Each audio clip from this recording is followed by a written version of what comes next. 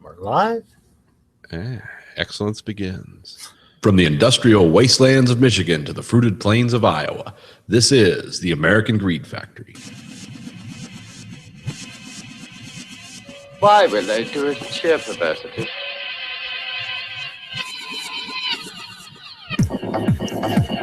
You are the dead.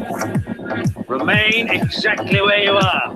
Make no move until you are ordered. We burn them to ashes and then burn the ashes. That's our official motto.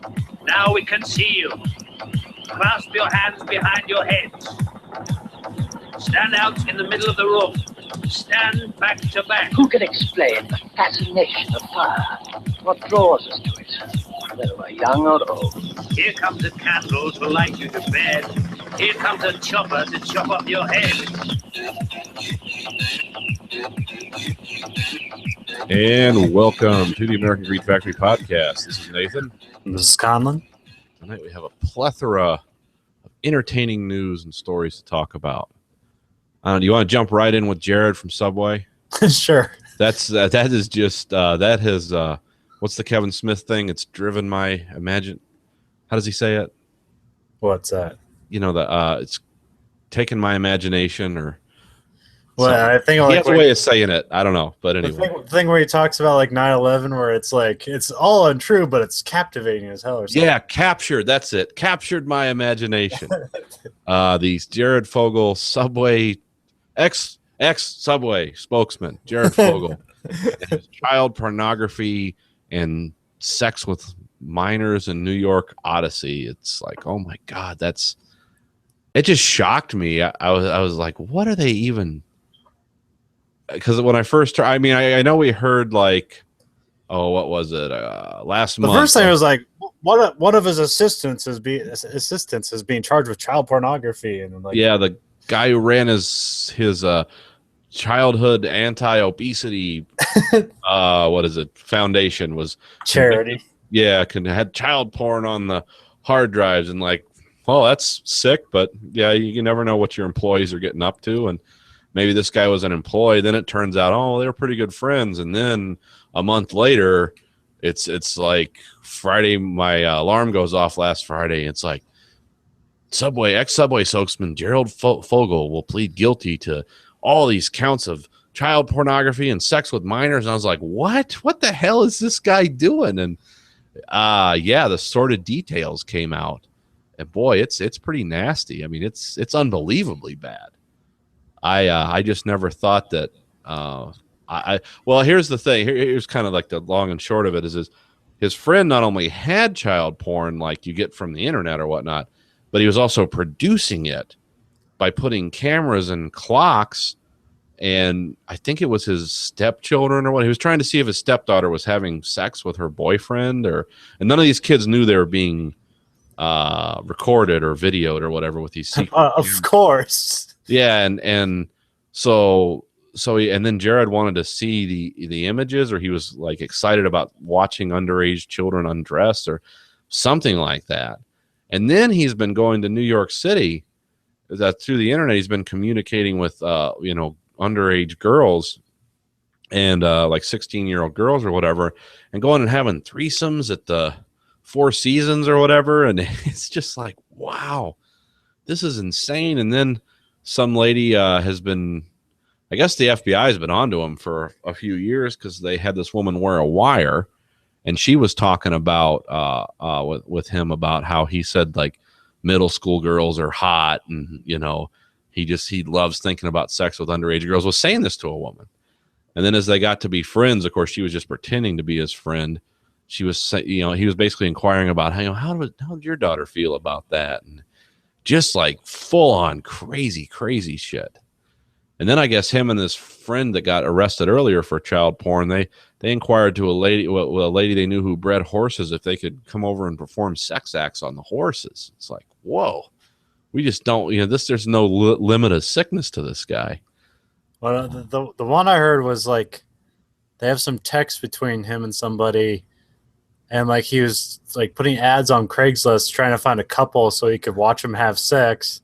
Yeah. And then somewhere along the line, the guy goes like, remember when you spent $100 to have sex with that 16-year-old girl in New York? And he writes back, that was amazing. Yeah. It's like, oh, he's just a monster, huh? Yeah, he is a he is going to be sentenced. The sentence is death. And no, unfortunately it's not, but it's going to be 5 to 12 years in prison. Has to pay $100,000 restitution to all his victims. And the guy was worth like $15 million, which shocked me. It's like, wow, you make that kind of cash being a spokesman for a, and not even like really an actor or anything, just like a dude who lost a bunch of weight. Well, yeah, because like I'm sure they made him sign a bunch of contracts where he has to like stay under a certain weight or whatever. And it's like, we'll keep giving you this money as long as you don't get fat, and we can pretend. It's almost like that Coca-Cola or that thing Coca-Cola did. They spent millions of dollars to get scientists to say, "Hey, Coke doesn't make you fat." Or yeah, like our cigarettes are good for you, or all that shit they used to do. Cools, it's like not smoking. Yeah, that's yeah, because Subway used to. I don't go to Subway much anymore. And never again. No.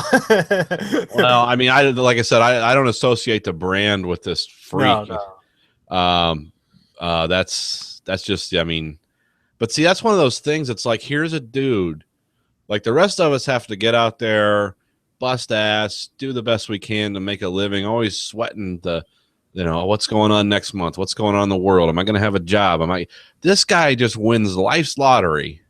He gets to sit around and eat himself into a grave for 25 years, then loses a bunch of weight. Then he's a multi-millionaire spokesman who also had a special card, I guess, that meant he could eat for free at any Subway in the country, which that's a nice little perk. But then this is what he does.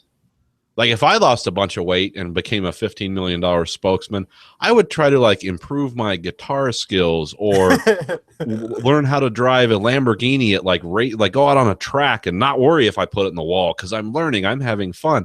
This guy wants to screw kids. I don't know what is it with these guys? It's like you won the lottery. You've made it. And it's like what's the guy's name?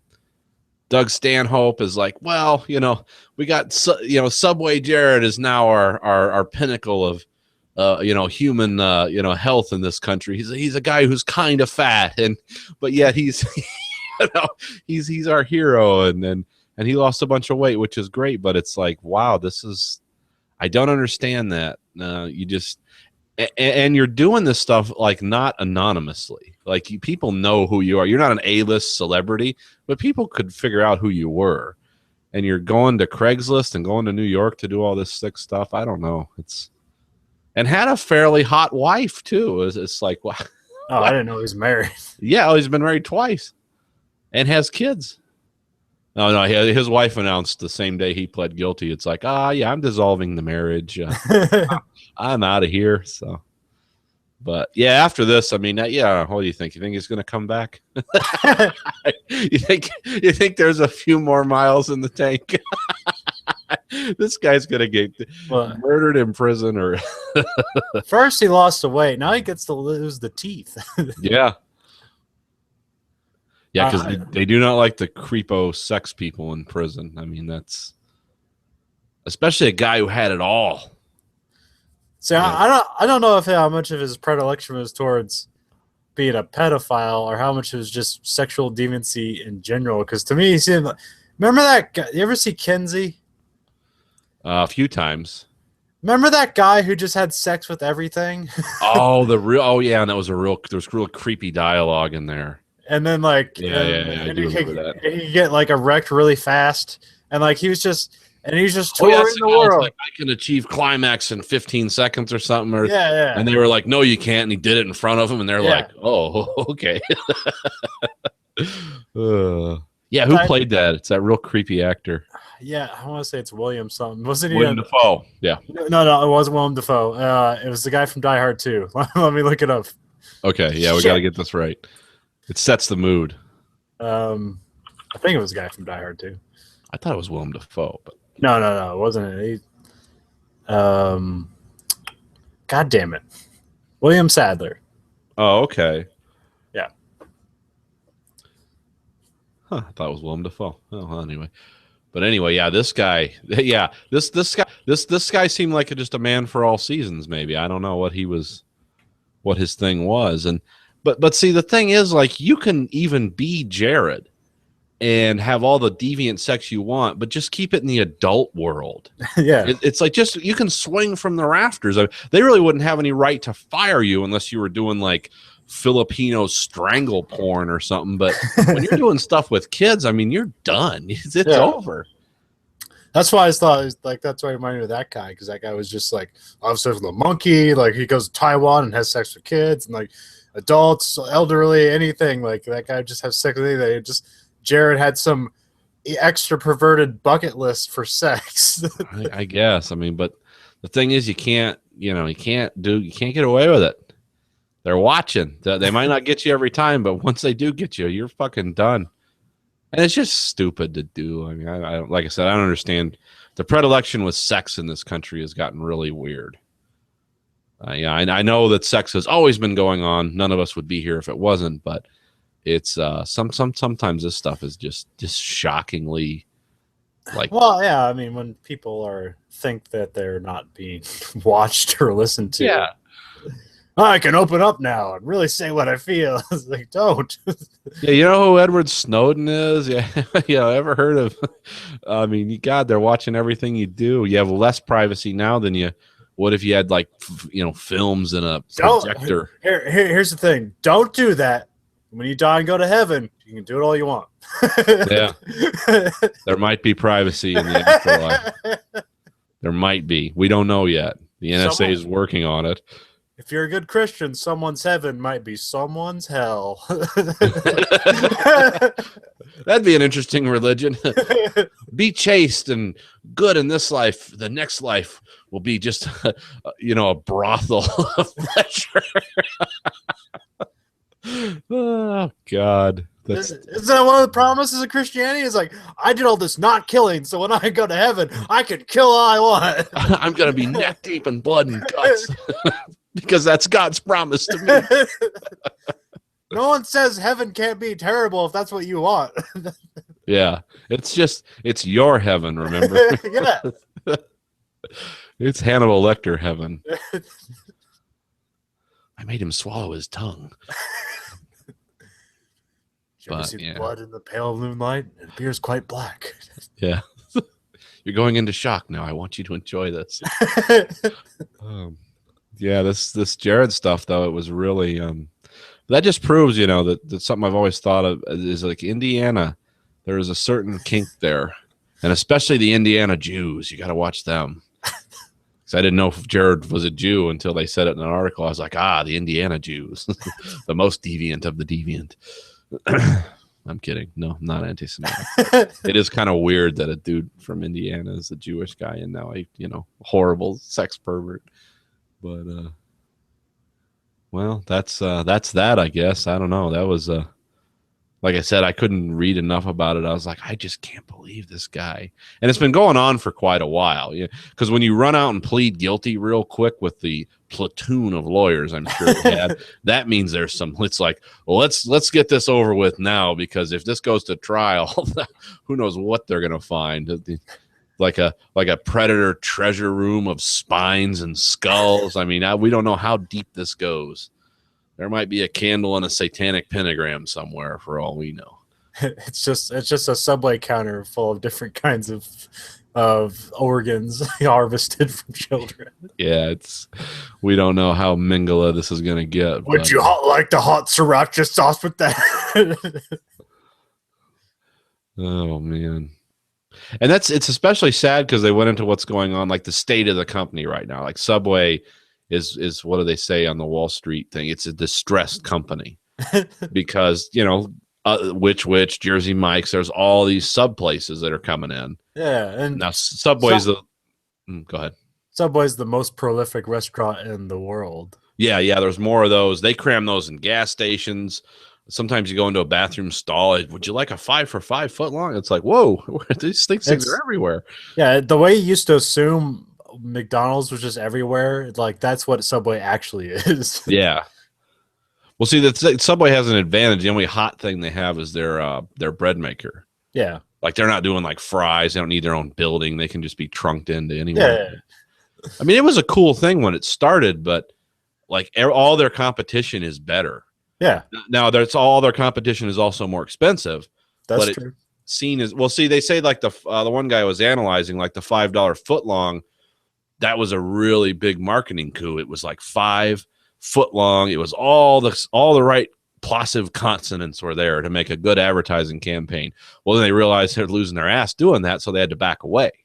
And now it's the $6 meal deal or whatever, and it just doesn't roll off the tongue the same. It's like, fuck it, I'm going to Jersey Mike's spending $12. You know, but they and it's sad, like, because the guy who runs the company has pancreatic cancer, and he's trying to deal with which, you know, that's not a good prognosis with that. And he's trying to deal with his cancer and run the company, and this bomb goes off. It's like I almost want to just go to Subway out. It's just like, I really feel sorry for you guys. You've really been. We need an animal mascot now. Yes, something cute and cuddly, and no kids. You know. Oh, because boy, they backed away from him in a heartbeat. Wow. That is about as fast as this WWE got away from Hulk Hogan. Oh yeah, Hulk Hogan just vaporized. That poor guy. And see, that's now the Hulk Hogan thing. That's, I don't know if we talked about. I think we did. I think a lot of it's speculation, but now we have more information about what actually happened. But the thing is with that is, like, I don't know if things that are clandestinely recorded and then released years later, even if you're saying horrible shit, I don't know if it can be held against you. I don't think it should be. Yeah. If you're like at a Klan rally saying the shit he said on purpose, like for consumption, okay, yeah, fuck you. But if you're shooting off at the mouth, yeah, in private, I mean, Christ, some of the things I say in private, I mean, people just be horrified. Look at the shit we say on the show. Can you imagine a private conversation? But no, what do you really think? You don't want to know. It's too dark. It's just knives and blood in my head. Yeah. It's just the sound scissors make when cutting through live geckos. The crisp, dry crack of Fiskars scissors in living animal flesh. It's that. Kaleidoscope of animal screams. Yeah. What's inside my head? Some people are singing an old Molly Hatchet song. Some people are thinking about the first woman they love, and you just fly over to Conlon. It's just like animals in pain. With a smile on his face, kind of gazing off into the middle distance, like, But yeah, I mean, that's, if they only knew. Yeah, if they only knew. Soon they will. But the thing with yeah, I don't know about that. It's just like that guy on the basketball team. Yeah. I mean, I don't know if that's exactly right. I mean, I think you should definitely address, it's like, yeah, I said bad things, but I said things, like in a context of I was blowing off at the mouth. I was, I was angry. I was, I thought this was this is my private space. But I mean, fuck, if you're that guy, you get to be a billionaire. So it's like, okay, well, what are you going to do? Go cry into a bag of money? Now, see, that's like with the go cry into your WNBA team. You just yeah, it's like the thing now with like Mel Gibson. Now, he said some pretty heinous shit, but he did say it in anger, and he said it to his girlfriend. And I don't think they should crucify him for that. Now, when they pulled him over for drink and driving, and he went off on the Jewish cop with an anti-Semitic rampage. Okay, now you're saying that for the purpose of hurting this guy and hate, and it's like, yeah, you should absolutely be called out on that. So that's where I kind of draw the line. That's a series of bad decision making. Yeah, there seems to be a lot of strange decisions in his life, and yeah, and his career in the last 10 years reflects those decisions. So yeah. But what can you do? Well, he didn't go that. He seemed to like be reserved until he got hundreds of millions of dollars from Christians by making a Beat Jesus movie. Yeah. What'd they call that movie? Like the best Jesus torture porn movie ever made, or something like that. But we'll see him again. Speaking of people and their heinous opinions, one of your local celebrities, Jan Mickelson. I guess he's on Whoa Whoa Radio or something there in Iowa. He's a conservative, called a conservative kingmaker. And he has come up with a suggestion for the illegal immigrants. He's the Oprah of conservatism. Yeah, he's something. But he's just his idea is to instead of the deporting them and spending all this money building a wall, just enslave them. You get to be like an invited, permanent, bonded worker. Is that what we're unofficially doing anyway?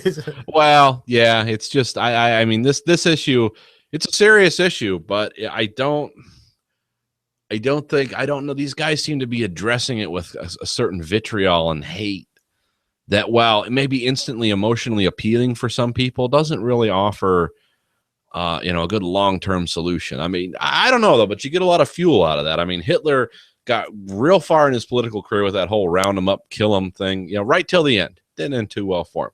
But it seems like that's almost, I mean, I hate to bring Hitler up into every discussion about Republicans, but when people actually talk about like the good side of enslavement, and there are people who represent that party, it's like, wow, you guys are really just trying to alienate everyone at this point, are you? I mean, I don't know. And the people who own that party, they definitely are for slavery. They don't just want it for illegal immigrants. They want it for people they call employees. Was this his like legitimate like, hey, this is an idea, or is he just like, this will be funny to dismiss these people as just slaves? I listened to two things. Once where he said it, and then once where he defended it. I was going to play it on the show, but it was just too weird. It sounds a little glib, but it sounds like one of those ideas like, I'm going to float this idea out there glibly, and if anyone bites, it's going to firm up. I'm going to. Now it's a platform. Yeah, I'm going to start drawing up plans. If this gets any traction, it's going to like cement. It's in a nascent phase when it's first poured, but if I get good feedback on this, I'm going to firm up into into something more solid foundation for hate, casual enslavement of illegal immigrants. Yeah, it's a weird when you hear that kind of stuff. I mean, that whole debate was no, it'll just be like World War II internment camps. Yeah. Come see the Paradise. You ever watch that movie? Yeah, it's just like that. Just for their safety, and ours. We're going to. But this immigrant problem is it is a huge problem, and it's a global problem. I don't know if you heard about Macedonia. They went on into a state of emergency because of the Syrian refugee crisis. They basically shut down their country. They're firing tear gas now at groups of people at the border, and it's getting so scary they're going to stop firing tear gas pretty soon, start firing bullets because their country's literally getting bum rushed. And they why is that? It's just it's all the people running from the Syrian civil war. Oh, okay. Yeah. And they just can't they can't, Macedonia is not a huge country, and they can't have this just bum rush of people because they come in, they just want fed, and they want to be cared for. I mean, like all people do. I feel a great sadness for them, but it's also like, well, we don't have jobs for these people. We don't have, and those camps, those refugee camps are just horrible. I mean, the first thing you do is you set up tents, and then next week everyone has cholera and dysentery because because everyone's drinking water and eating, and they're all shitting in a hole. And that's people have never lived well like that. So, but I don't, it's a huge problem everywhere, and we're kind of getting a slow version of that here. But we have, we do have service jobs for these people to go to, but I don't know what the answer is. I mean, it would be nice if like Mexico could somehow be because the Mexicans I know, they really want to be in Mexico. Like that is their home. And I would, because we don't have this. They come here and they bring the flag and they can watch the Univision. Yeah. It's signs are. Like, I just have to be here because this is where the money is. I don't want to be here. That's just, yeah. They don't. The Mexicans aren't here because they love America.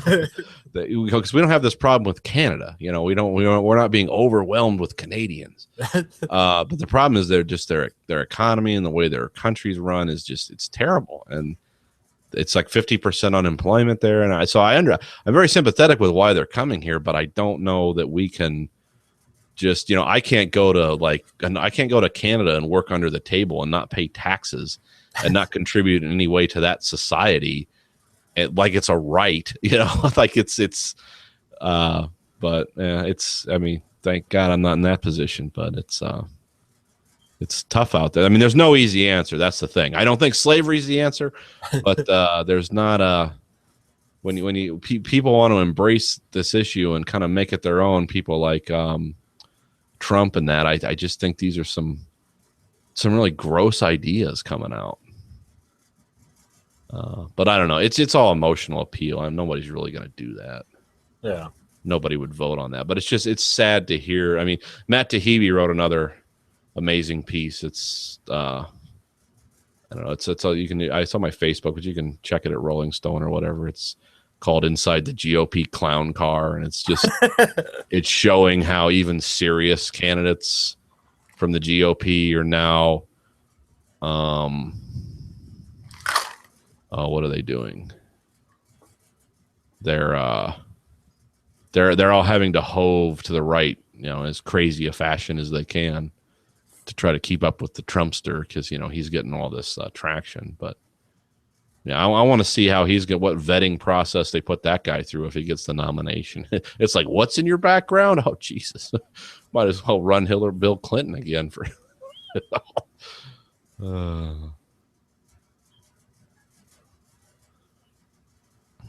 We had some Americans abroad representing us well. I don't know if you heard about the guys on the train. Yeah. Well, the three Americans and one British guy. I guess one of them wasn't a French actor or something, or is just one of them was an actor. Well, the guys that subdued him, as far as I know, were three Americans and one British guy. And they one of them was in the army or something. They were off duty, or he was.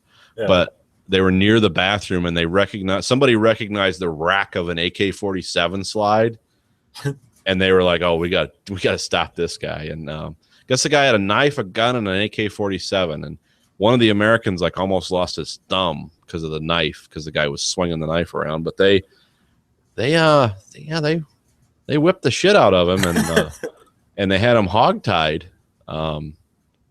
And they interviewed the guys, and the French town they were in, they gave them all medals for bravery, and so it was kind of, so it's like, well, it's good some Americans go abroad and don't embarrass us.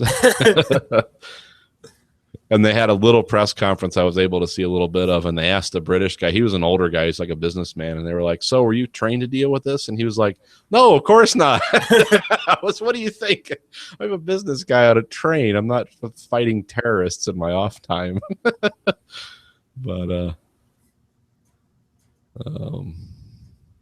no, there was an actor on the train. I forget what his name was. But I think he either got shot at or a bullet passed by him. But his thing was he was angry at the train crew because they locked themselves in the front compartment. And this is like those TGV trains, like for Mission Impossible. That's the kind of train it was. Yeah. So those things are rolling along in a huge clip. But this French actor was like, the crew was cowards. It's like, yeah, I know, because if this guy took control of the train, that would have worked out well for him. Slam that into the next train stop for jihad or something. But I guess the guy didn't know the one guy who knew about weapons said the guy didn't know how to use his weapons. That was the only reason they were able to stop him, because he didn't seem too sure. Because what he did was he racked the Kalashnikov forward, pulled the trigger, and I guess that locks the firing pin forward. And I don't know, you have to detent it or somehow to actually load the gun, and he apparently didn't know what he was doing, because all these guys, they all said, "Oh, we just got lucky." If this guy had known how to use his guns, it would have just been a massacre on that train. But so it's good to know sometimes the good guys win. More to follow on that, I'm sure, because that just happened yesterday.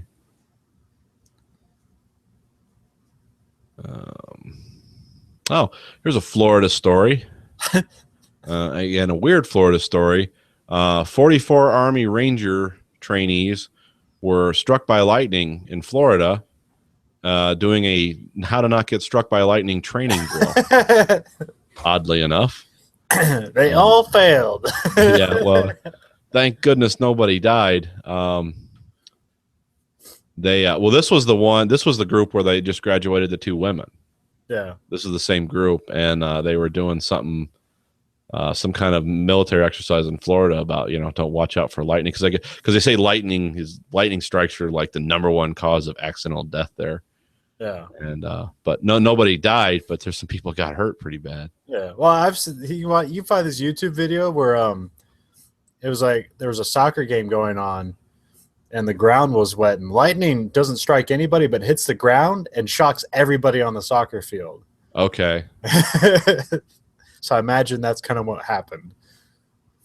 Yeah, it had to be something like that, because lightning just didn't like come out of the sky and strike 44 people. That'd be like some fucking the end of the first Indiana Jones shit or something. Their faces started melting. Yeah. Okay, who's got the Ark of the Covenant? Quit fucking around. Close your eyes, man. Yeah, the 2 women closed their eyes. That's why they graduated. Yeah, somebody wrote, what are the odds of 44 Army Rangers being struck by lightning? And they came up with the odds. It's about 1 in 12,000.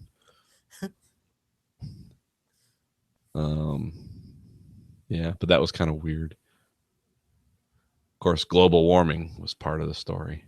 It's like, this is why this is happening. Is this global warming or is it just Florida? No, it's just Florida. Well, we gotta bake climate change into everything. Yeah. It's like, my Crispies weren't as crispy today in milk. It's climate change. It's always that voice whispering in your ear.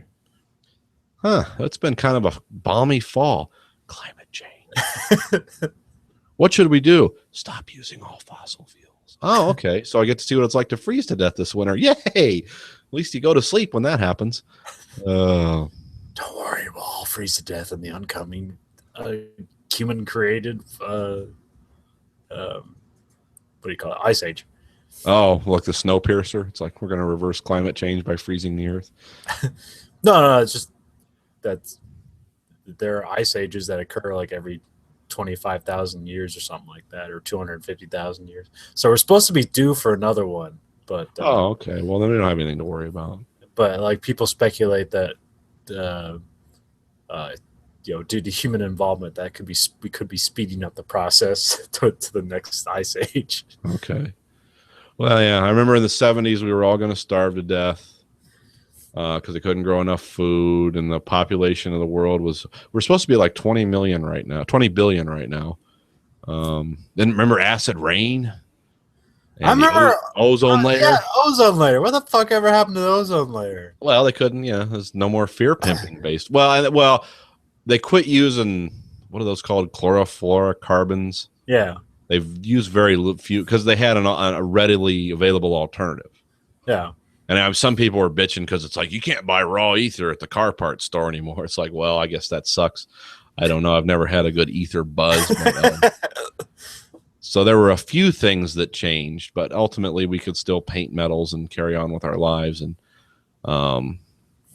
so I know that, they made a few systemic changes, and now you don't hear about it anymore. But now it's climate. But see, the bar just keeps getting raised. It's like, well, that was propellant and aerosol cans. Now we have to stop using cars and generating heat. It's like, oh, okay. Well, you've definitely put the limbo bar a little too low there. And China's got to do it first. It's like, oh, okay. Good luck with that. Well, it'd be helpful if they did it first. They're just not going to. Yeah. There's a lot of things they could do that would be helpful. Because that's that thing in that book is like if China becomes America the way America did, it's going to destroy everything. It wouldn't take like 7 Earths of resources to do it or something insane like that. It's like take everything we have now and times it by 7, and that's what it would take for China to be America. But no, China can be America. It's just we're going to do it with fusion and with we're not going to use fucking steam locomotives and things like that to do. Well, it's because they're expanding so quickly. They need power that they're just building coal-fire power plants as quickly as they can with those safety standards. And maybe that's what I don't know what exploded in China, but whatever the fuck that was. That was pretty impressive. Did you see the video? Yeah. Or which one? There's a bunch. Well, there's one with the guys from Canada where you can actually understand what he's saying. Yeah. He's like, "Oh, is that a gas station? Yeah, probably a gas station." And then because there's some Chinese woman in the room with him, and then the second blast comes, and he's like, "Holy shit!" And then the lady's like, "Are we danger?" Yeah. I think we are danger now. And the building starts shaking like. It's like, yeah, time to go. Now, I don't know what they said it was a bunch of diisocyanate being stored like, densely packed in a warehouse. Yeah. So that's always a good, I mean, the thing that's what China, there's no system there. It's just whatever you can do. And remember, like I said, folks, they're bringing 8 nuclear power plants online every year. So you just watch the magic that's going to happen in the next couple of years. The real China syndrome. Oh, yeah. It'll happen. I don't know. They're pretty good. I mean, Asians have always been good with the atom. They've always been good stewards of the atom. They have a great track record with it. They've been touched by the atom. Yes, the atom is in them. Well, I did watch something on Nova had a big piece on Fukushima. Oh, yeah. It was pretty astounding, like the creativity some of those guys showed, and it's like, we're going to hook a bunch of car batteries up so we can get our equipment back online to tell where the nuclear reactor is. Because I guess like in the show, they were saying because they totally lost all power, and that's called going dark. Because a nuclear reactor is completely dependent on external power to operate. It doesn't generate its own power. And when you go dark, you are fucked because you don't have any. You can't move the rods. You can't turn the pumps on. You don't even know where to move them or what to do. And so they went dark for quite a while. And then they're like, let's get all the batteries out of the cars in the parking lot and hook them together. And then they turned everything back on, and they were like, oh God, we are fucked. At least they didn't have the Chernobyl thing where they had Geiger counters, but they weren't calibrated to go as high as the radiation was. So they were like, it's only look good. it's only 200 Roentgens. Like a man can tolerate that for hours. And the one dude looked, and he's like, no, it's several thousand times higher than that. It's just that gauge doesn't read. It's like you have a speedometer in your car that only goes to 30 and you're going 200. Like, we're not doing too bad.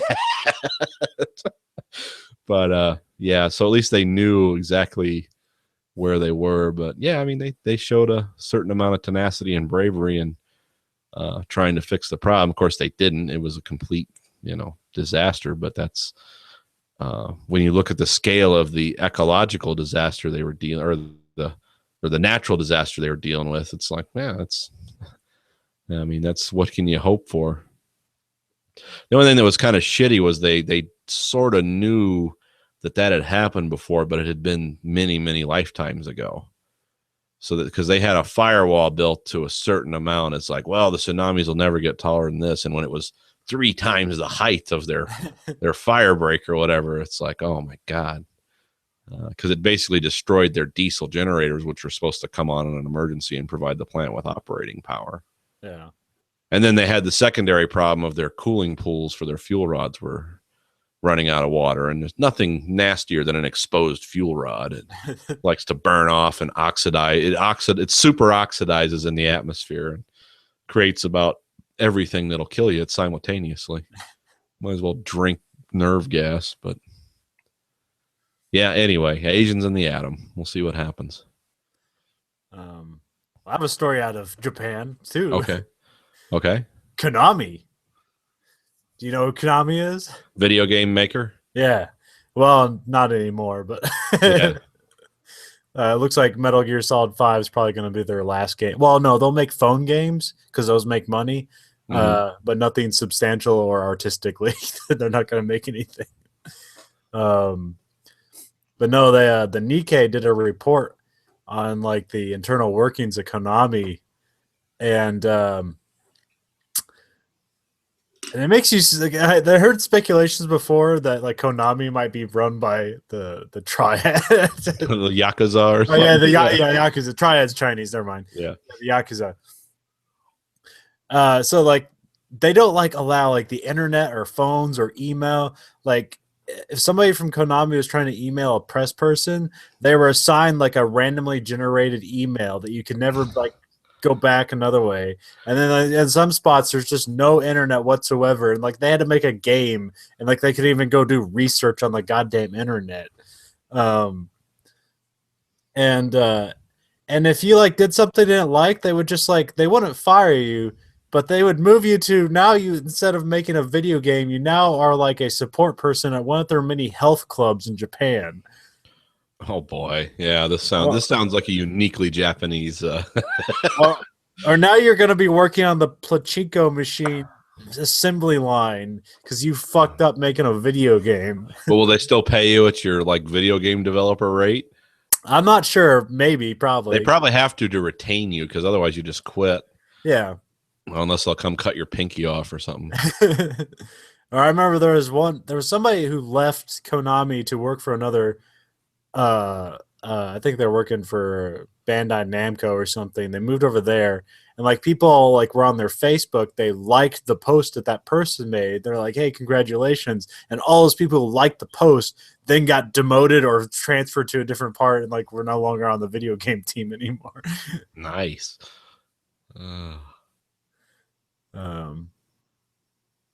So yeah, Konami's really fucking weird, but. There's like few companies in Japan that are like that. Well, I mean, like they're all like. There was a weird thing with Nintendo happened this week, and it just shows how like secretive and really close to the vest that all these companies kind of are. But like one of their employees like went on a podcast and was just kind of talking frankly about how Nintendo has all these games in Japan that they don't release here because they've ran the numbers, and it's not going to make any money, so they just don't release it here. But he was trying to talk to the fans and like say like. Yeah, you'll buy it, but no one else will, or whatever. He's just being candid. So Nintendo just immediately fired that guy, and now that guy is like he's writing posts about like how lost he is, and he doesn't know how to explain to his child how he lost his dream job. Oh my god, that's fucking horrible. Yeah, but I'm on the Konami website. Took forever to load. Well, they don't have internet there, so they don't know if it's working or not. Jobs. Let's see. Enforcer, money launderer. Oh, it says Gaijin can't apply. Damn it. Yeah, the Japanese are known to have some really strange. They have an interesting. Well, it's like with the with the auto industry. It's when the Toyotas were having the unintended acceleration event. Now there is a guy, an American in North America, that's called President North American Operations Toyota. Like he's like the boss of Toyota in North America. Except when this started happening, they literally like pushed him off camera. It's like you don't say anything. But then they went to the Congress and lied. They told the media to fuck off. And so the media, if you tell them to fuck off and don't give them anything, well, they'll just start writing their own stories. And so that's when that dude was in a car with a computer hooked up to a Toyota, and he put these pins in, grounded out the potentiometers, and the car's like, whoa, which is not how that happened. But however, when you tell the media to fuck off, well, they're just going to go find this dude. And it's like, this is what Toyotas are doing. It's not what they're doing at all. It wasn't fair to the company. But when you operate in this like secret thing, and like when Mr. Toyota comes to testify before Congress and acts like he needs a translator, but then there's interviews of him before when he speaks English perfectly, it's like, oh, okay, guys. So this is what because what did the one guy say? There was some guy who was really candid, guy from New York, and he was basically saying, look, you only have factories in like 3 states, so you only own like maybe 6 senators. You can't just come here and act this way. Or it was some kind of exchange like that. It's like you don't control the federal government. You might own those senators down in whatever Jesus land fuckhole you have your plants, but you don't run the whole game here in America. And Of course, they just look at you and smile. It's like, oh yeah, well, we know who owns you. Yeah, the Japanese they're so, because without export, they're dead. Like they have their internal economy sucks. Yeah. Don't they have the most moribund internal economy in the modern world? Like I remember hearing something like the yen has the same purchasing power today that it did in 1988 or something crazy. Like they do weird stuff with their money. Yeah. And it's basically just for export. Because like internally, you've heard about the cars over there, right? What's that? It's like you buy a car and you keep it for a while, whatever you buy. And but the older it gets, like once it gets past 4 years old, the fee to put a driver's or a license plate on it gets astronomical. It's basically designed to offset. If you've paid the car off, your fee for getting a license plate will be as much as what like a year's worth of car payments would be. It's kind of a system designed to keep you buying new cars. It's but it's or never buy a car. Or never. Well, most people have cars over there. It's kind of strange. Not in Tokyo and places like that, but everyone Dad knew over there, just like, let's go drive, you know. Yeah. All I know is Tokyo, so I don't know like what rural Japan is like. They have a lot of cars. Yeah, well, you have to imagine. Yeah. Well, they're kind of like the Germany of like the Orient. Like they're so dynamic. They make everything from cranes to machine tools to cars. It's like they're just a one-stop shop for all that. Yeah, I mean, well, it's like a lot of they're close to China, so but like that they don't really have any resources of their own. They just have all this mind share that they extend outwards. Yeah. They got some of the smartest dudes in the world too. Yeah. I mean, when the Japanese put their minds to it, it's amazing what they can do. They are an astounding group when it comes. They're just so clever. It's like, oh, that's just like, even when you go back to things like the samurai sword, it's just like the efficiency that was built into that weapon.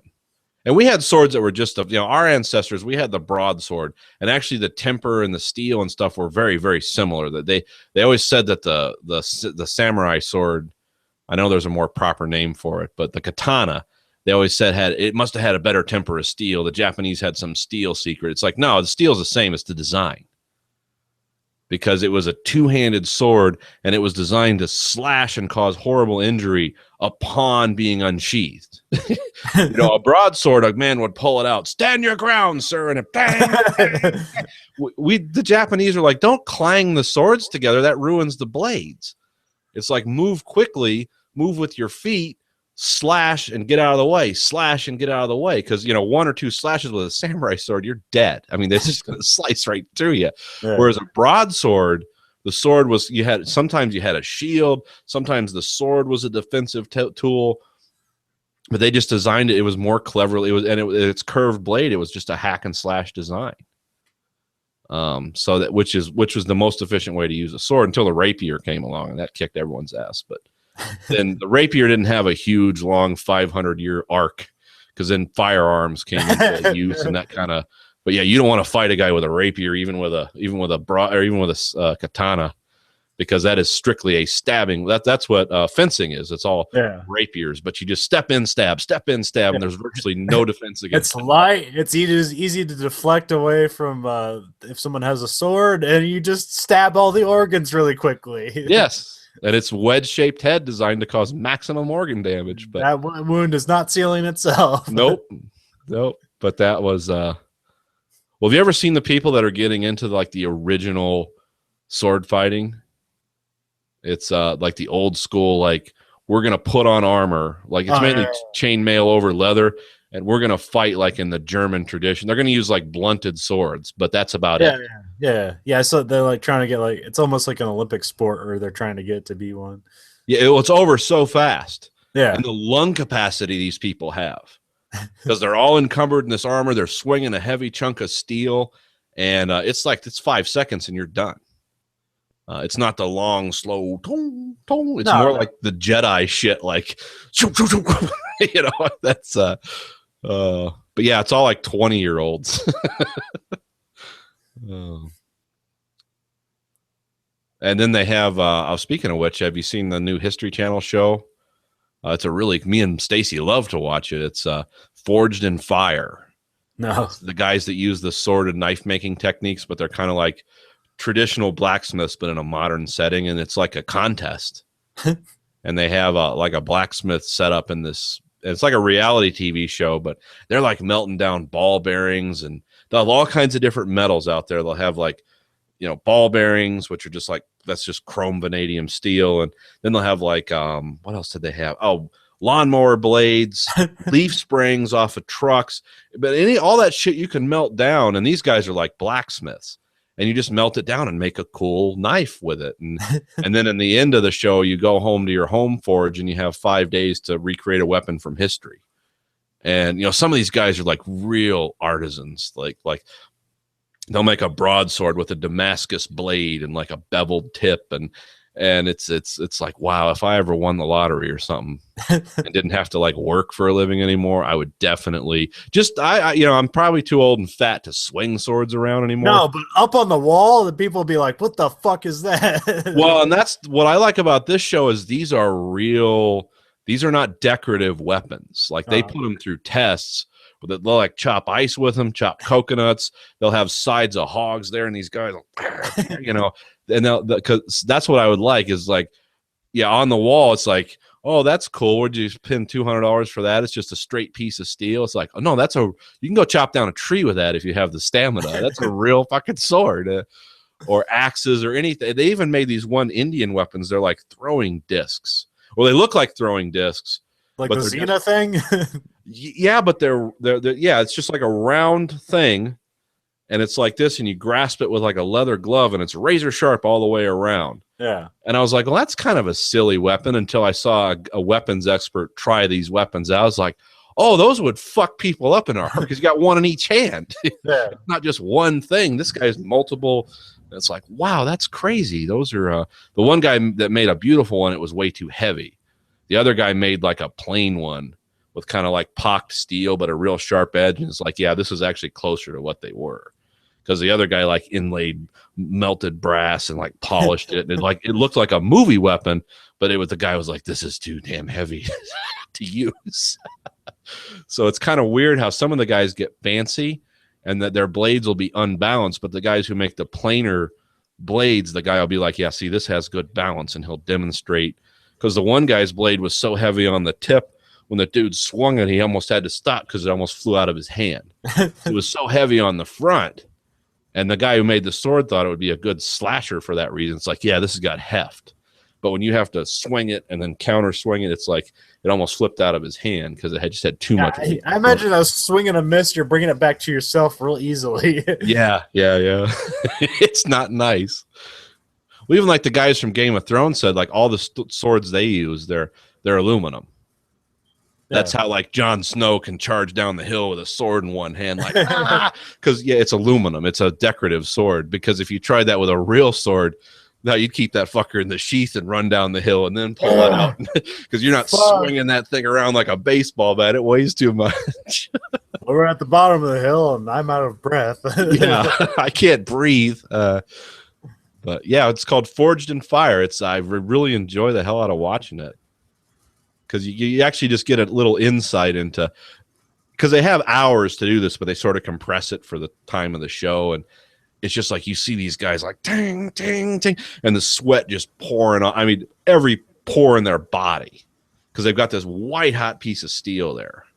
And they'll show you how people fuck up. It's like, oh, because there's the judges are watching. They're like, yeah, that steel's not hot enough. He's gonna fracture the hell out of it. And you're watching. It's like, oh no, it looks fine. And then he goes to quench it, and it like breaks in half. And the dude's like, see, you can't beat it when it's that cold because it's it's a crystalline structure. So you're just fracturing the metal. And it's like I never knew. I never would have known that. Yeah. And then some of the people go crazy. Like they'll take 2 ball bearings and a bunch of other steel and they'll melt it. They'll like weld up a rectangular cylinder and they'll stick the whole thing in the forge and they'll weld a handle on it. And that's you take that out and then you extract all that stuff that gets molten in there. You like cut the outer sheath off, and you can make a really cool, that's how you make all those Damascus looking things, because you mix different alloys together. But the one guy did like 500 folds. It was just like ding, ding, ding, ding. Okay, back to the forge. Ding, ding, ding, ding. I'm getting there, guys. I'm getting there. You know, and it was it looked beautiful in the end. But it's like, it was like 10 hours of work, 10 solid hours of just doing that. And that's using some of the guys, like some of the guys have, if you have like modern gas forges, everything heats up really quick and it's real efficient. But some of these dudes had like old school coals. They didn't quite have bellows. They were using like hair dryers. They'd hook up in tubes to get the heat really hot. But some of these guys were like going for like there was a guy from the Philippines, and he was using real traditional, like, I'm going to heat up coals and with this, hair dryer with a tube, and and he actually won. But his sword looked kind of primitive, but it was, he'd made a lot of them, and he'd made most of them in the Philippines. So it's like, oh yeah, we're used to using scrap metal and stuff to make things and weld things together and all this. And, but yeah, the fire department showed up at his house and they were like, you got to move this at least 10 feet from your house. Cause it was like this bowl with coals in it with a hair dryer going through the bottom. And the fire department was like, dude, that's like super hot. You can't have that this close to your house. You got to move it out in your backyard. But yeah, he just had like an anvil and just some like little hammers and tools. He made an awesome sword. I mean, it took him 5 days, but he did it. So yeah, that show's really, again, that's a captivating show. I know it's, those are the kind of reality shows where I like, it's like nobody's like crying or threatening to kick somebody's ass. It's false drama. It's just, here's a dude who's good at his job. Awesome. They had this dude that was 70 years old, just this kind of old bald guy. Yeah. And he'd been making knives all his life. He made custom made knives. I mean, these guys make knives that are like $1,000 a piece. Like that, they're really beautiful knives, and they will last you. It's like, well, that's the last knife I need. It's, and he was just, you could tell he was huffing and puffing. He's like, cause he's not used to like a 5-hour time limit to make a knife or whatever. And he's like, man, these young guys, they're kicking my ass. But anyway, he made this beautiful knife. And he polished it, and he put a bevel in the middle of it, which putting a bevel in a knife and making it look good is a pain in the ass. Because they have those auto hammers too now. So some of them are like, they're sticking them in this thing and they're hitting it with their foot, and this thing's like, ka-chung, ka-chung, ka-chung. It's like a sewing machine that pounds out the knife blade. And he was doing a lot of that because he said, yeah, that's kind of shortcutting, but I got to make up some time here. And but he made this beautifully polished, amazing looking knife with a very simple wood handle that he just kind of brazed with a torch. He like put burns on the handle, that kind of look. Yeah. Made it out of 2 big steel ball bearings, and and he set it down like 45 minutes early, and the judges are like, are you sure you're done? And he's like, boys, I'm hit. I am done. Because I'm 70 years old. I'm not one of these 20-year-old guys out running around doing it. But yeah, you could tell the guy was just, he had that much skill. That he could do all that stuff and still kind of sit down and chill out for a while, because the other guys are like running around trying to do all this stuff, and he's just totally chill. So yeah, it's a good show. Watch it. All right. Forged in Fire on the History Channel. On demand. Check it out. I haven't watched any of their other shows. I know they got shows with like people in the woods and stuff like that, but this one, anything with like people doing stuff I like. Are they still doing Top Shot? No, I don't think so. Okay. That's going to be, Top Shot's going to, I'm afraid this show is going to die the same fate that Top Shot did, is they just kind of ran out of guys. Yeah. Because like Forged in Fire is cool, but how many sword and knife makers are there out there? I mean, there's plenty. We're done. There's plenty of farriers and guys like that, but I don't see the density in the like, oh yeah, we're going to get, 5 seasons out of this. I mean, that's just kind of the same thing with like Monster Garage and all those shows, where it's like at some point they're just, at some point they have to do this is the all-star episode where we get back the same people that we want to see like fight with each other and see if they can make a cool shitty car. Yeah. Hold on 1 second. I have to do something. I see this fire. See these candles behind me? Yeah. I just look behind me. You see that Let me see if I can point to it. You see that right there? Yeah. That's a bunch of molten wax running all over the place. So let me take care of this real quick. Go ahead. Talk amongst yourselves. I'm going to Phil. I've been playing a game recently called Rocket League. Rocket League is like soccer, but you hit a giant ball with a car that you're driving. It's a really simple game. It's really cool. You can do like backflips and shit with your car just to hit the ball. But I had a thing. I had to install it because I was just playing way too much of it. I was starting. Thanks, Phil. No, continue. I'm just fucking.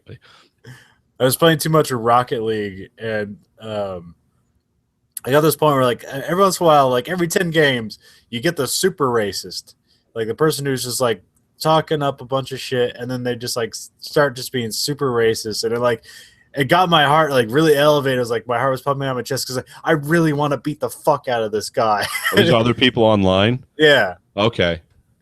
Like, you know, just all kinds of racisms. Let's say, What does that have to do with the racquetball game? The racism. it's just they want to put down their opponent for something, and they just want, I don't know what the fuck that is. I mean, it's just horrible. Like the NKG, or NKJ all the time, a double downing on the anti-Semitism. That's fun. It just permeates every part of human existence, doesn't it? Yeah. Hey, you want to play Monopoly? Fuck you, N-word. It's like, what? Monopoly? And I never beaten any of these fucking racists, and it sucks. So, like, They're using their hate as power. yeah. It's like the dark side of the force. They feel the hate flowing through them. It gives them strength. They are the focus of evil in the modern world. Yeah, my son's encountered some of that. Minecraft is a hotbed of racism, I guess, with strangers. Yeah, I mean, I expect that with like a Call of Duty and stuff, and that's why I don't even like have a headset anymore for my Xbox. Like, I just don't even bother. Yeah.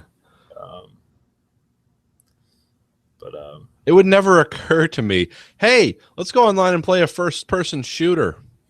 And then it's like, it's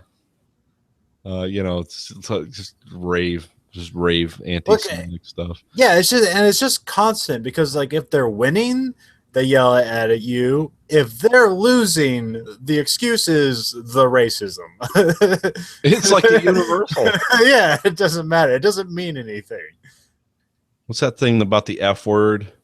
Like it's an adjective, a verb, and a noun. It can. Yeah, it's a metaphysical word. It means nothing and everything at the same time. Yeah, it's the. Yeah, my son's encountered that phenomenon because I can make his.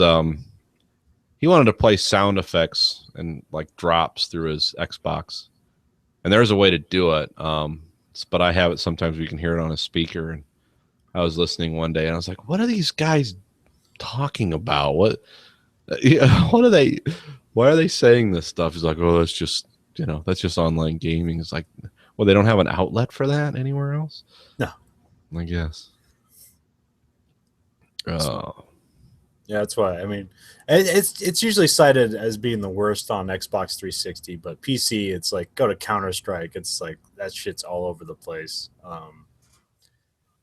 And like the same exact racism, but clearly being perpetrated by people from other countries. So okay, wow, this is a new wrinkle. Okay, what's going on here?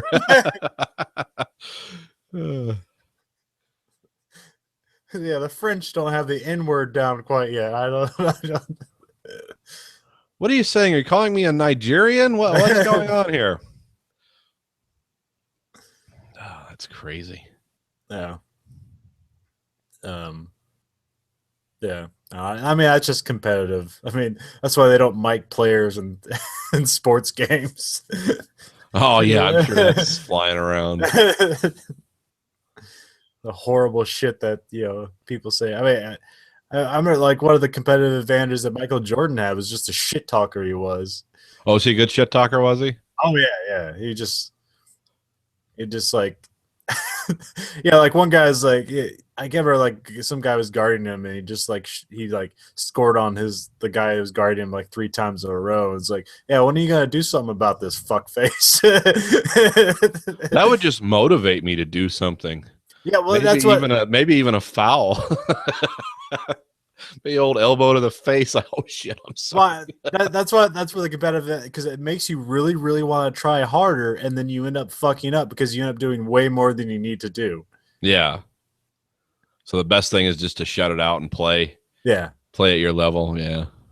Like don't focus on that. What you want to focus on what they're actually doing and not what they're saying. Right. Yeah. It's like, oh, this is the pattern this guy using. It's like, no, this guy is a complete shitball. It's like, we have to beat him. We have to. And then like you just like you try too much and fuck up. I'll throw my career away to see this guy in the ring by the end of this game. Well, I know the football players were famous for that. Yeah. At the lineup, who was it? Was it Joe Green or some of them used to say this shit they'd say to people. Just like, I'm raping your mom after this game, you know, just like nutball shit. Yeah, yeah. What? My mother? Mom, are you safe? Watch out for this 300-pound lineman. Love some of these guys in this NFL draft. Guys, 300 and some pounds, run like fucking gazelles. Like, where do they find human beings like this? They developed that in college. Well, the thing about college is like you have science merged with commerce. Yeah. They're gonna figure it out. You have people who their entire college thing is sports science. So you have just all this technology going at the human body. Where commerce and science meet. X-Men playing football. And I'm pretty sure there's some secret drug use going on in there. Well, some of these guys, like especially, I mean, you get guys that they're huge men, like 325 pounds. I mean, not most of them aren't over 300. Some of them are, but it's like, well, this guy is like, was he a safety, a nose tackle? Or, he could do anything. He could be a strong safety. It's like, wow, this guy's moving so fucking fast. Yeah, I mean, it's just training and eating a lot and eating right.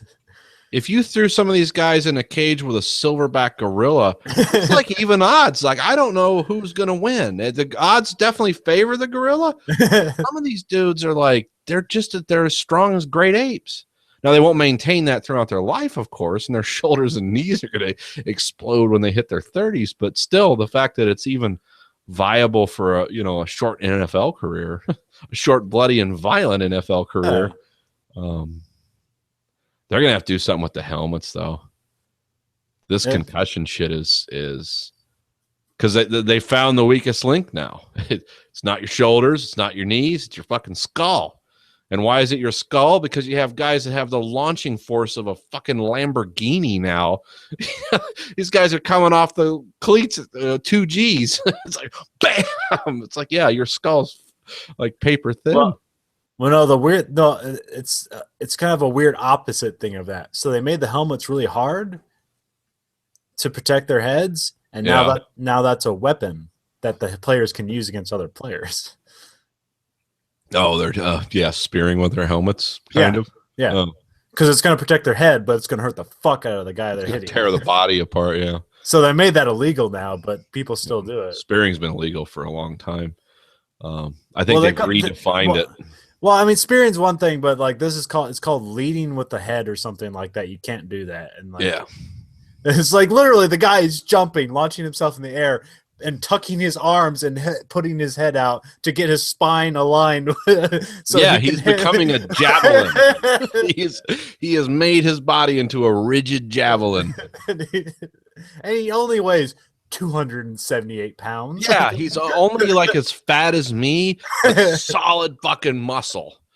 And if he's taking like growth hormones, his spine's probably as big around as a fucking ox bone, as an ox's leg. Just layers of tree trunks. Like I said, there should be sports, and then there should be the unlimited leagues. Yeah. like cybernetic arms, grafted in body armor, whatever you want to do. I mean, your career is going to last weeks, but yeah. Well, no, now that you have drugs and medical operations that you can go forever. Yeah, they've gone with the extra hard on Bobby here because, when the guy hits him in the chest and stops one heart, he's still got another one going. Bob was dead last week, but did a reanimation and cybernetics. He's back on the field. Oh, and here comes the Terminator robots. They're going to start spinning at 360 degrees at the torso to shred the line of their opposing team. Yeah, I don't know. It's a metal exoskeleton with a skin overlay. Yeah. They look human, but they're not. Being we are the show of sports on the internet, we are the Internet Sports Center. What do you think of the Deflate thing? Oh, I don't Deflate care. Gate. You don't care? I don't really care. Well, there's a good launching point for a conversation. Well, I just think it's like, my thing is it's like the SAS motto. It's like who dares wins. I mean, if you can get away with it and get away with it consistently, there's all kinds of cheating going on. That team is a team of, because they don't have the greatest players in the world, but they have the greatest mind and the clandestine cheaters in the world, and they have the championships to prove it. Yeah, and they take everything into account and get every foothold they can to make it even as much as they can, because they're not the greatest team in the world. They have a great quarterback, and that goes a really long way.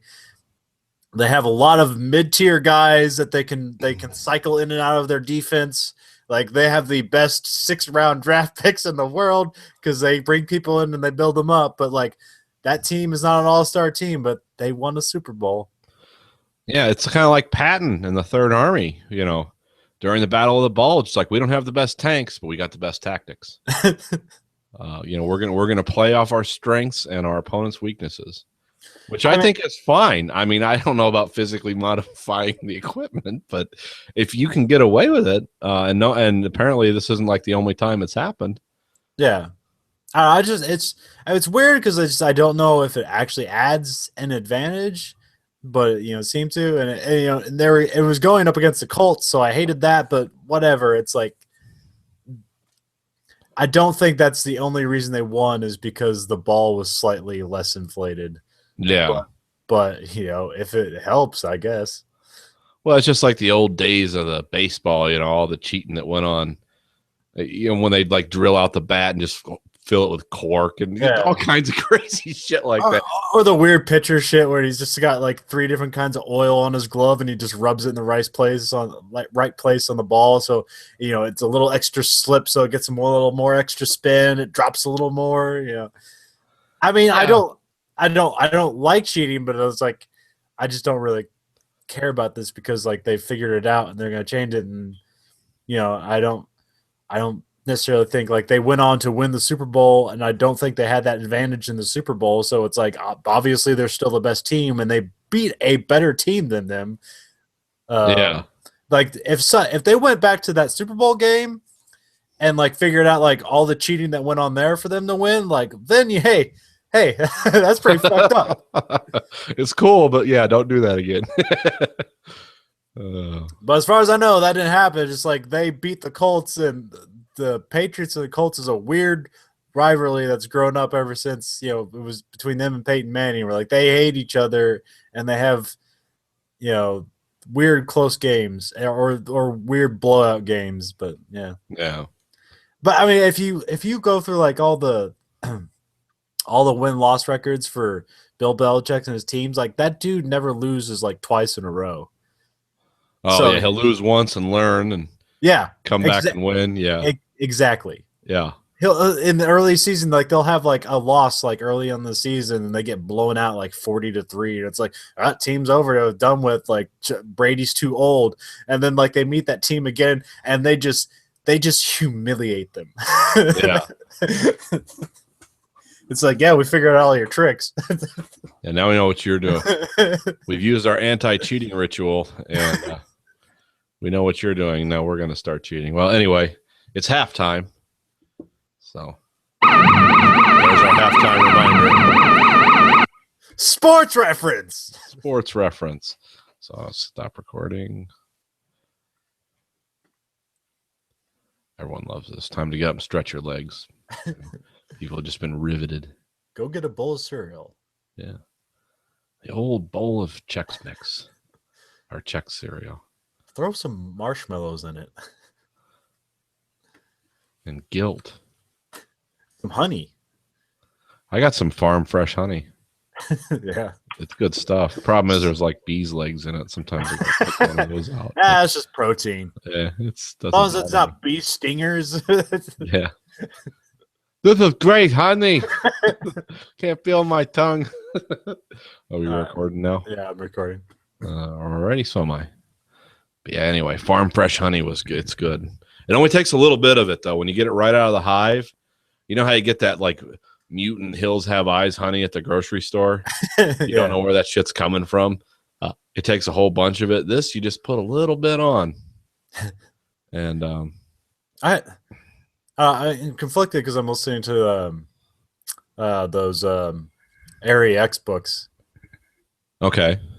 And so I remember hearing something like honey that they found like honey in like a mummy tomb, and it's like that honey's still good, like it never deteriorates. But in Airy X, they constantly talk about things having a rotted honey smell, and I'm like, I don't know what that is. Well, what they're trying to say is it's like rotting silk, or it's something. It's more of a what do you call that? A superlative, or it's a way to grasp an image. It's like imagine if you had a carcass rotting, but it had a honey smell to it. I think that's what they're trying to convey there. It's like that vaguely sickly sweet smell of like, oh, this smells good, but I know there's something wrong underneath it. Yeah.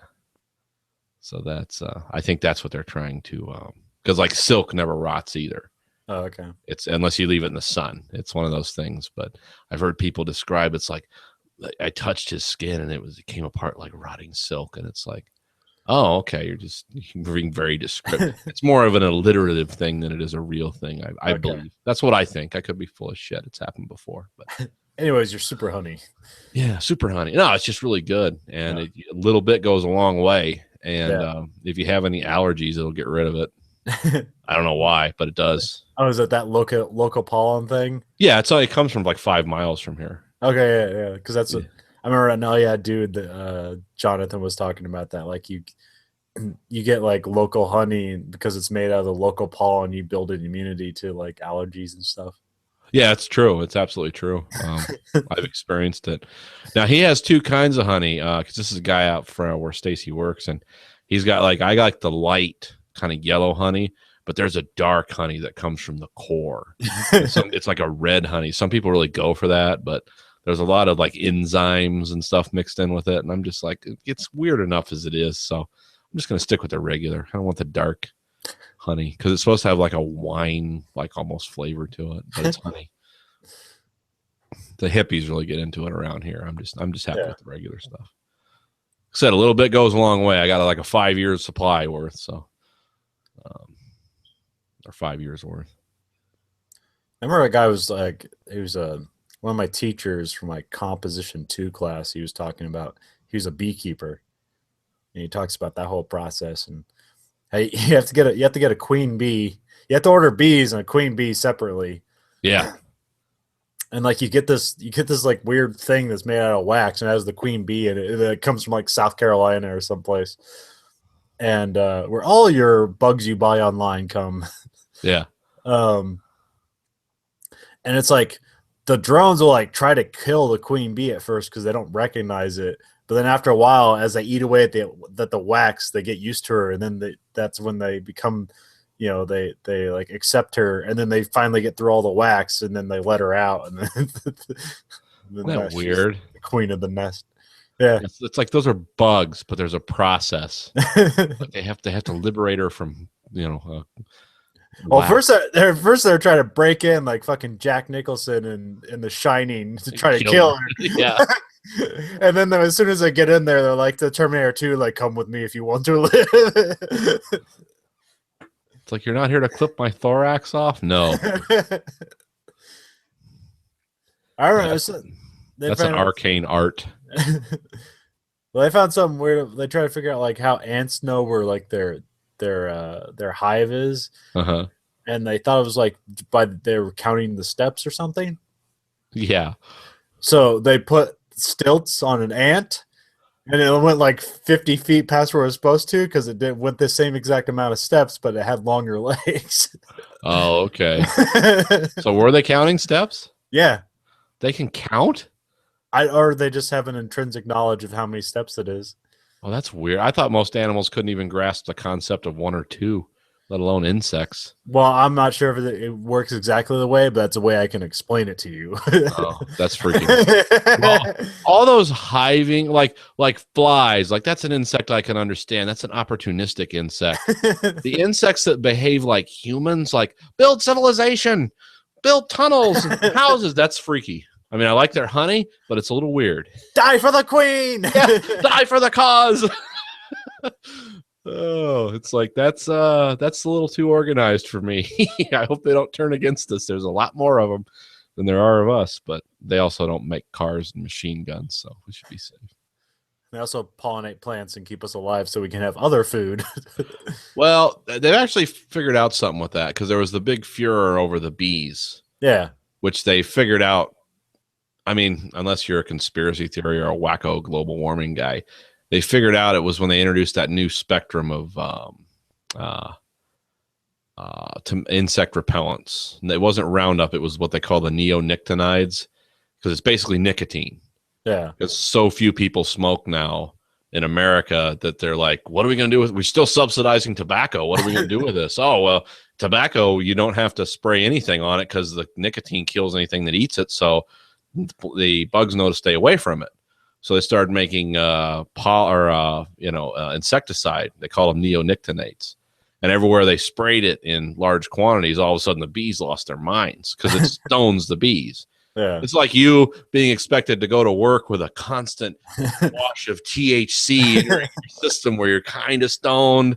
You're not stoned enough where you can't function, but you're like stoned enough where you shouldn't be operating machinery or doing whatever. Flying an airplane.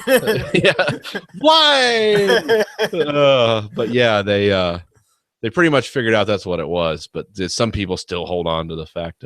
So in China, of course, where food is very important, because it's not like America where it's like we throw food away. It's like we've made so much food, we throw half of it away, but they don't. And that in America has to do with portion size more than wastefulness. But in China, they actually paid people to pollinate plants. They gave them brushes, they gave them pollen. They went out into the field. They found out human beings are way more efficient than bees at pollinating plants because they're specifically out there to pollinate plants. Bees it's a side effect. I heard this on Joe Rogan, by the way. I'm not going to steal this. So this is where the story comes from. But because Joe Rogan will come after you if you steal his shit. I don't want to fuck with Joe Rogan. He's mean.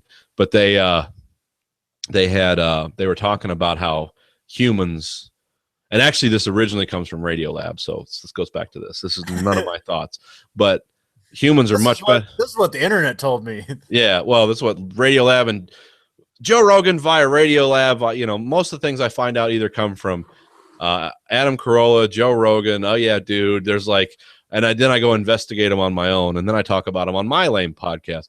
But anyway, in China, they figured out humans are way more efficient at pollinating than bees because bees are it's a side effect of what bees are doing. Yeah. They're not deliberately pollinating plants. They're just doing it looking for nectar. They happen to carry the pollen with them. However, if you pay humans, even at Chinese labor rates, to pollinate plants, the cost is in the hundreds of billions of dollars. So it is wildly inefficient to have humans pollinate plants. But however, supposedly Monsanto and our friends at what's that scary place? Boston Robotics. The people that make the DARPA dog and the Terminator suit that runs through the woods now. Only it's tethered with a giant 240 power cable, so I'm not too afraid of it yet. But yeah, they supposedly can make micro bees that will just run out and collect pollen and put them in plants. But they say that, but then you're like, well, show me. and then you just get like a proof of concept, like 3D animation. It's like, okay, that's not a fucking micro bee. That's something that's going on in a computer. I want to see a real micro bee. But yeah, it's like they figured out that like humans can pollinate, but the labor cost, even at Chinese rates, it would be, I mean, like, yeah, good luck on those $50 jar of strawberries. But we can do it if we have to. Society is in danger. Enslave the Mexicans. Yes. Those slaves we need. We can eat if we enslave all the Chinamen in the world. Most people would be like, okay, as long as I can eat, I don't care. Back to the internet. Let the masturbation continue. Yes. Oh, Chinese are all slaves now? Hold on. What's this? Cream pie tea? Holy shit. Oh, man. So what did did you hear about you remember the movie Westworld? Yeah. About the did you hear HBO has a new one? Yeah, I saw the trailer for it. Yeah, it looks pretty weird. Anthony Hopkins. Yeah, he's in there. Oh, okay. I don't know if he's doing a cameo as I'm weird Anthony Hopkins and I'm in this for 5 minutes, or if he's a regular character. Don't know yet. Give me $20 million and I'll show up for 5 minutes in anything. Yep. I don't know if it's that Anthony Hopkins or he's a main character, because it's only a teaser. So it's like, I imagine what you'd hire him to do is like he is the overseer character or something. It's like, I created this and took it the furthest, as far as it can go. I am the creator and brilliant roboticist. I also speak like a Shakespeare character. Isn't that an odd combination? What are the chances? Forsay. But yeah, it's only a teaser. But as soon as I saw the teaser, I was like, oh, that looks cool. And I went and looked up some information. And it sounds like this is told pretty much exclusively from the side of the robots. From what I've heard, it's like one of those things where we're going to, because the original Westworld was just kind of like, it was like robots run amok. Yeah, robots run amok. The robots that we were supposed to rape and kill are now raping and killing us, and that's wrong. And then this one, directed by Michael Crichton. Yes, directed and written by Michael Crichton. And this one is more like questioning consciousness and what is existence and that. But this is what I've heard. Who knows what it's going to be? It could just be a robot fuck fest. Nobody knows. We can always hope, but there's a show that AMC has that I've completely avoided. That's sort of about androids figuring out who the fuck they are or whatever, or replicants. Oh yeah, that's where the Asian lady is like the guy's wife dies and he buys I've seen a few, but again they do the fast forward lockout on me and my interest hoves away. That's what happened with Mr. Robot. Still waiting to see that, but every time I go into it, it's like fast forward disabled. Like, well, okay, goodbye. Oh, it's just called Humans. Humans, okay, yeah, I've heard of it. And they got their new Walking Dead out. Yeah, we're going to see that tomorrow night. Kind of looking forward to that. I don't know, maybe. Well, no, they have a separate show. Yeah, the Fear of the Walking Dead. It's like this is what happened in California. When it really happened. I mean, well, not when it really happened. Oh, yeah, this is like what it was like to live through it. We didn't fast forward the coma. Yeah, no coma fast forward. Me and Stacy, because we like The Walking Dead, have often speculated. It's like, could you survive in that world? And I was always like, no, I can't really run. But what I can do is like, because I like weird stuff, is I can make I could make chainmail over leather and head to toe, so I'd be bite impervious, and then use just old fashioned, just like a crowbar with like a police riot baton handle welded on it. Put one on each hand, and yeah, you could stop. I mean, the only thing you couldn't stop in that is hundreds. If you get bum rushed by hundreds, you're fucked. Well, that's the thing. It's like you don't really have to run in that universe. You just have to anticipate the enemy where it's going to be and just not be there when they get there. Well, see, my scenario was always U of M Stadium, because what you do is, and of course the other human beings are the real problem in The Walking Dead. It's not The Walking Dead. They're kind of an ancillary. It's everyone's psychotic, like, I'm a cannibal now. I'm a this, I'm a that. Well, that's why I kind of like the way when I wrote my zombie movie. Parade at the end of the world. Catch it. It doesn't exist. Yeah. It's basically in my mind. Well, it's on paper, and it was at Amazon Studios for a while. Ready to be stolen by studio execs at any moment. But now it's like here's where people like they're in they're in a hardware store and they successfully use their imagination to stop zombies from killing them. Mm-hmm. And I just sort of enjoyed the fun of like people trying to figure that out. But like ultimately, you have to create conflict in a zombie universe, and if you just have people successful, then like, yeah.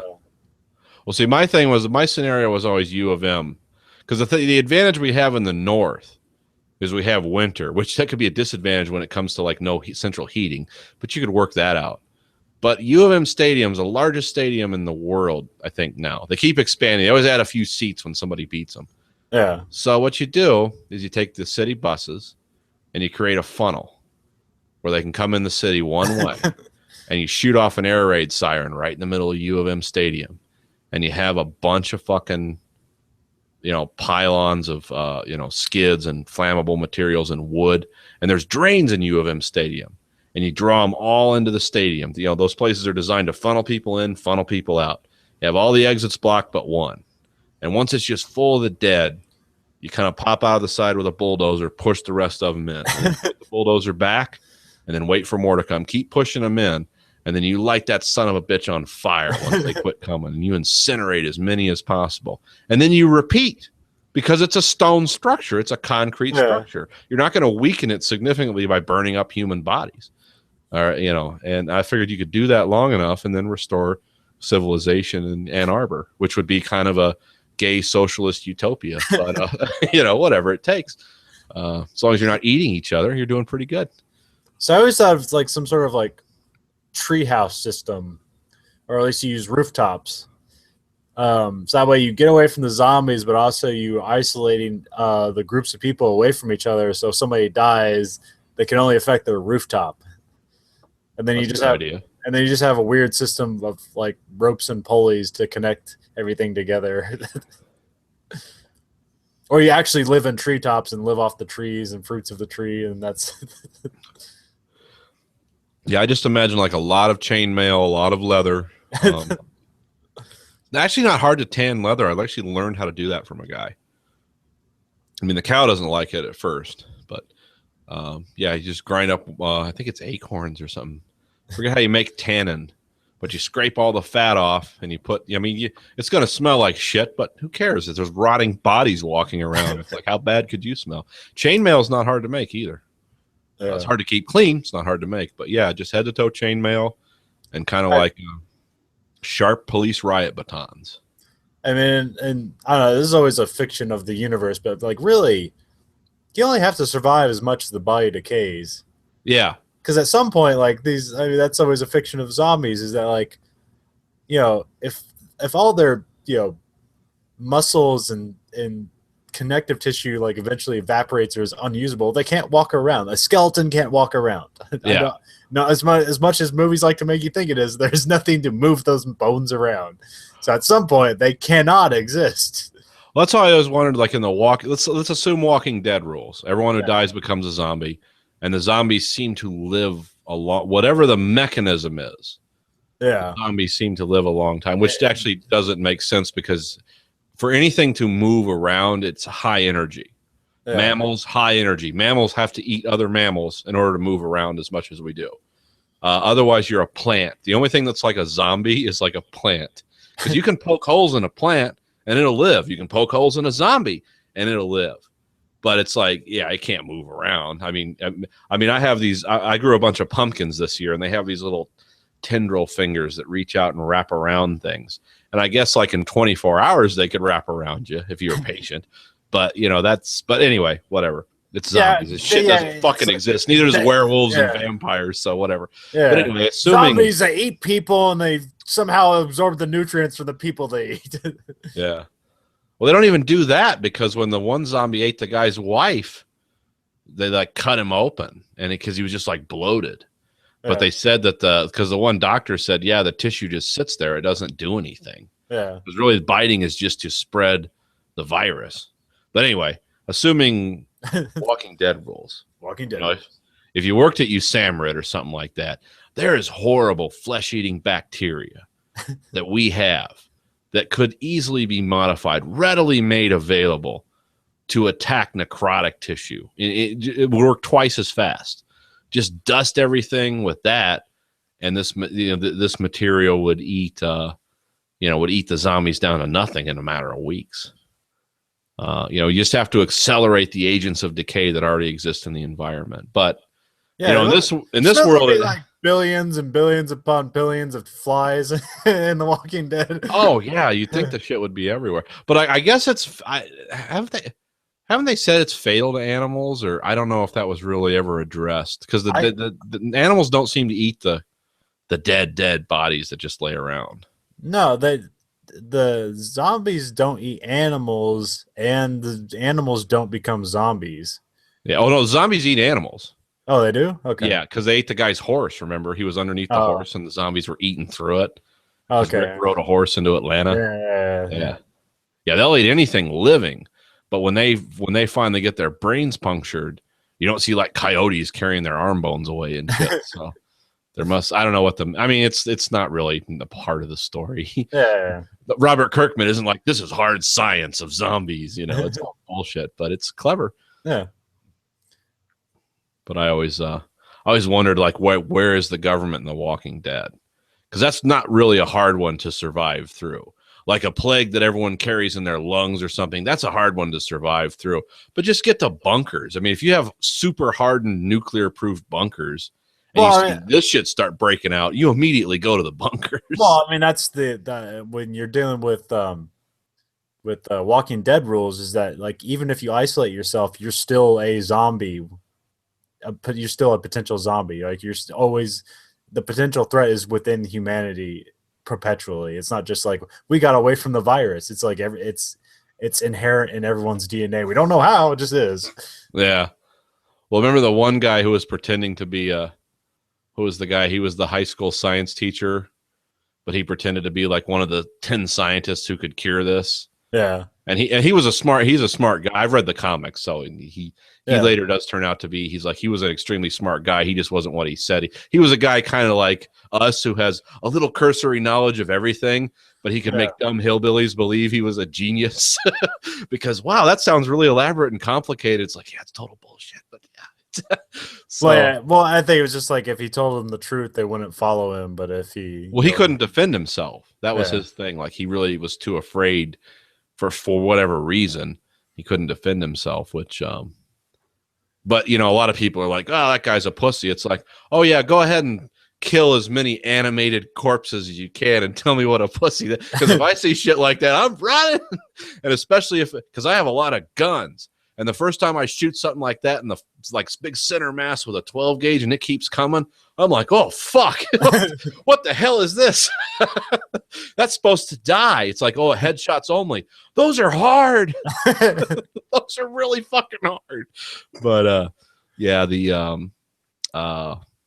he did have some interesting shit he said. He's like, this might have been what really wiped out the dinosaurs. We don't know. This could always have been present in nature. And I mean, it could just be something he made up. Yeah. But it also, it's like, it's not illogical thinking. Yeah. Grand speculation. I'm just waiting for where am I at in the comics right now? Because the library is not getting, because when The Walking Dead first came out, the library had everything current. Yeah. And I just went and checked it all out and sat at home and read them. They're the only comic books I've ever read consistently, even though they still gave me a damn headache. I did read them. And they have, but I've always wondered, like, where is the government in this? I'm waiting to see a mushroom cloud in the distance, because that would be the cool thing, like irradiated zombies. It's like, what happens when you expose them to radiation? I always like that part in 28 Days Later when you see the plane. It's like, oh fuck. Yeah. What does that mean? Yeah, 28 Days Later was like, that was frightening and almost conceivable, because they really weren't zombies. If you shot them or slashed them in the carotid artery, they die. Yeah. But until that point, they were just like running. I mean, that was the thing that was, because I started The Walking Dead as like, I can kind of see maybe I could live through that. But if it's like World War Z 28 Days Later, oh, I'm fucking fucked. I mean, these things are like, ah! And I was like, I can't get away from that. I don't think I can kill hundreds at once. Yeah. But at least with 28 Days Later, if you could get on like a big machine gun, it's like you might be able to knock enough of them down. But yeah, the 28 Days Later was really frightening, both movies, but especially the first one.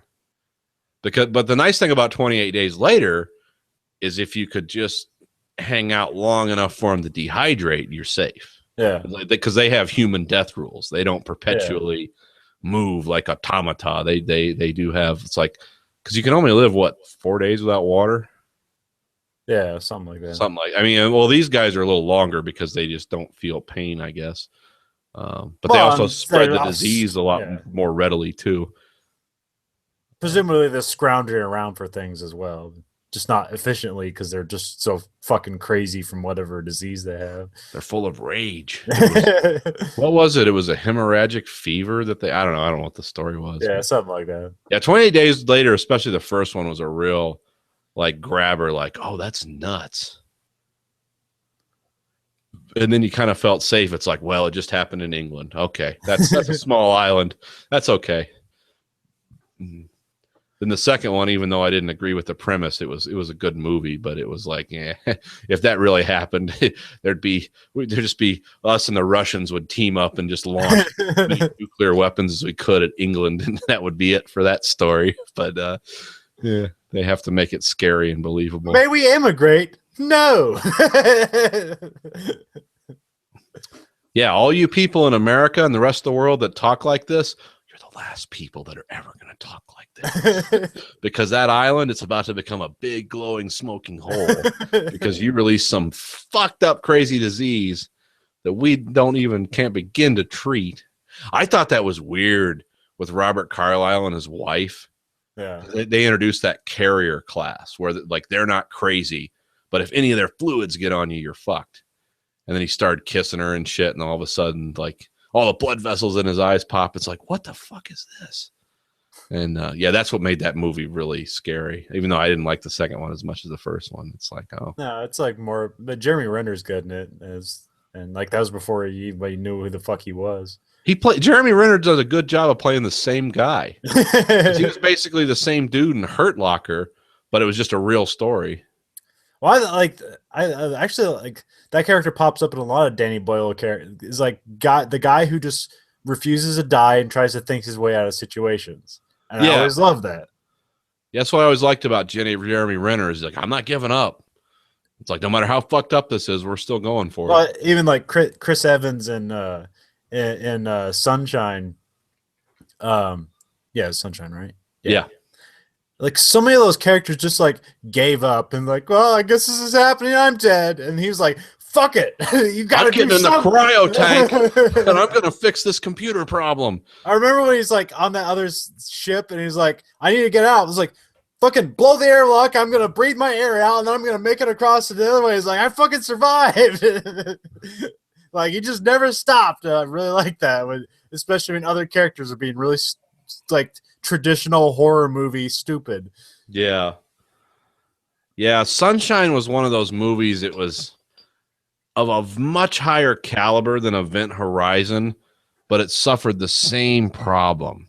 Yeah. Because I went to the movie and saw that. I was like, oh, Cillian Murphy's in it. Danny Boyle's directing it. It's a cool premise. And the first 45 minutes of that movie, I loved it. Yeah. Like right up until the point when he was Captain Canada was like, and here's Mercury. And they were sitting in the sunroom and they watched Mercury transition across the sun, even though it doesn't go at almost the speed of light, which is how fast it would have to go to transition that fast. It was an amazing scene. I was like, this movie is going to be the next 2001. Yeah. This movie, they cannot fuck up at this point. We're 45, 48 minutes in or whatever. This is an awesome movie. And then it turns into a fucking haunted house movie. And it's like, and it has a real ambiguous ending, which I kind of expected anyway, but not that way. And it's like, what happened? Did everyone just smoke a joint and decide, well, we don't need to finish this movie properly? It's one of the biggest disappointments I'd ever had. Everybody read the first 20 pages, like, this is amazing. Let's make this. And then Yeah. it's like, what about these last 20? Fuck you. Well, Danny Boyle, and Danny Boyle's an awesome director, and I like most of the stuff he's done. I like Slumdog. I like 28 Days Later. All his Millions was even a watchable movie. It was an interesting premise, but he tries to like. It was because a lot of people grill him on that. It's like, what happened with Sunshine, dude? What a great half of a movie you made. And he was like, well, the last part was kind of an homage to like The Mystery of 2001 and Dark Star, the first John Carpenter movie. And it's like, no, it wasn't. I mean, he says that and he believes it. Yeah. And I'm like, no, you just ran out of gas. You should have just stopped at some point. I mean, I don't know where you could have gone with that story. But the pacing of that movie and the way the characters were set up, you could have just explored. It's like, why we're going to go to the Icarus One. It made perfect sense why they went to Icarus One. That was the thing I liked about it.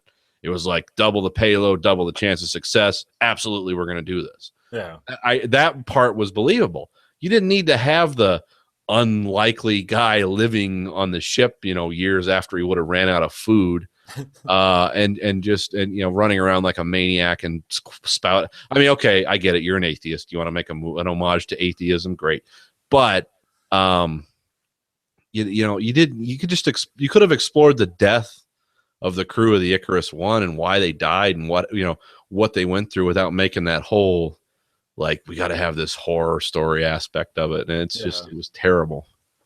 Disappointing as hell. You could have made it a police procedural in space. Instead, you made a horror movie in space. Yeah, or anything. Or and the crew could have like, well, they did it. Should we kill ourselves too? And it's does it any matter? I mean, even the existential debate would have been better than what they did. Yeah. But I mean, you gotta, it's not just Danny Boyle. You got to run it by funders and producers. Yeah, it's like, all right, this is an independent movie. Like, how are we going to categorize it? It's like, it's a space movie. It's not specific enough. It's a horror movie? Good. We can sell that. Yeah, we can sell that. It's like the Blair Witch Project. What the fuck are you thinking? Are those movies ever good? Good? No. Profitable? Sometimes.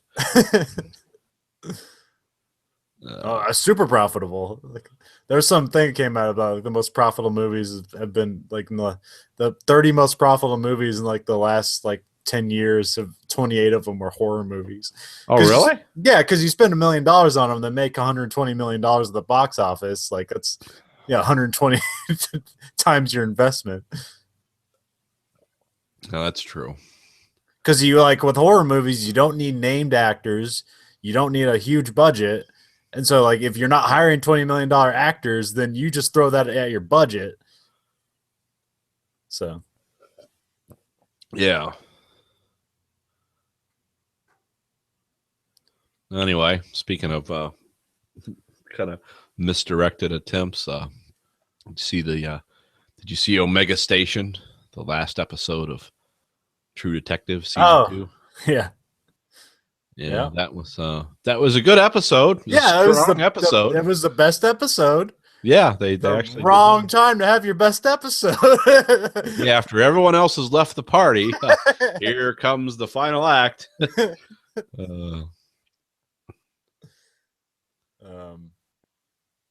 I don't even know how to explain it. I mean, there's so many things that came together. You've had to have watched them all. I was still somewhat disappointed by it, but I thought it was good overall. Well, again, the thing with True Detective is like, this is my thing with it. Is it up to the quality of season 1? Is it the mind-blowing weirdness and the subtle hint of magic that was in season 1? No. Is it better than 90% of everything else that's on TV? Fuck yeah. But it is. See, the problem with True Detective is it's compared to True Detective 1. Yeah. Which that's a one-off. And I thought it was a one-off even when I watched it. I was like, we're never going to reach these great heights again. We're never going to have the right mix of actors, of directors. The thing with this, though, is according to the HBO people, because the HBO people, the executives are really happy with it. They're like, this is a great show. Yeah, and they're right. It was. But they because a lot of people were like questioning, was like, well, did Nick Palazzo lose creative control or whatever? And they're like, well, no, we gave him more. It's like we didn't hinder. He could do anything he wanted to. And they had everything in this. They had incest, rape, murder. They touched all the points. Yeah. Everything a Kentucky drama needs, but it was set in California. But it just didn't live up to the expectations. I think like just the problem with this season is just really hollow, and like they really expected you to read it. I think they expected you to read into it more than what was there. And when you did that, you were burned by the next episode because you realized there was nothing there in the first place. Yeah, you're right. It did seem to have that. We want you to do a deep dive, and you'll get a more full experience out of this. And then you try to do that, and then the next episode, like you said, the curtain is pulled back, and it's like, well, this is not what I thought it was. This is not that complicated. Yeah. Well, the story is incredibly complicated. But the payoff from that complicated story is very flat.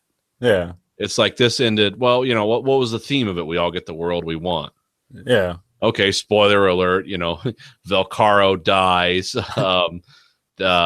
Frank dies. Like, yeah, they get the world they wanted, and it's that was kind of like, well, I was like because after they successfully pull off that heist, it's like this. It's like you kind of have like this happy feeling, like they did it, and it's like there's still like another half hour of this episode left. There's plenty of time for everything to go wrong. So yeah, and it does. Yeah, but you have that one. There's like point where he is it Frank? Is that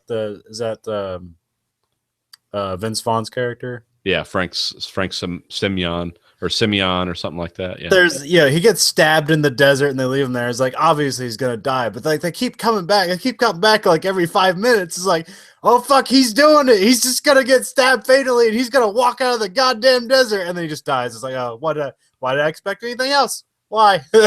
Yeah. It's fine what they did, but they kept coming back to it like something awesome's gonna happen. Like this is gonna work out. And no. Or even with Velcoro, where he's just like, hey, that whole hide behind a tree and shoot a guy in the head, that seems to be working. And then he decides to just jump out in front of 3 guys with a gun. Like, why don't you just hide behind more trees?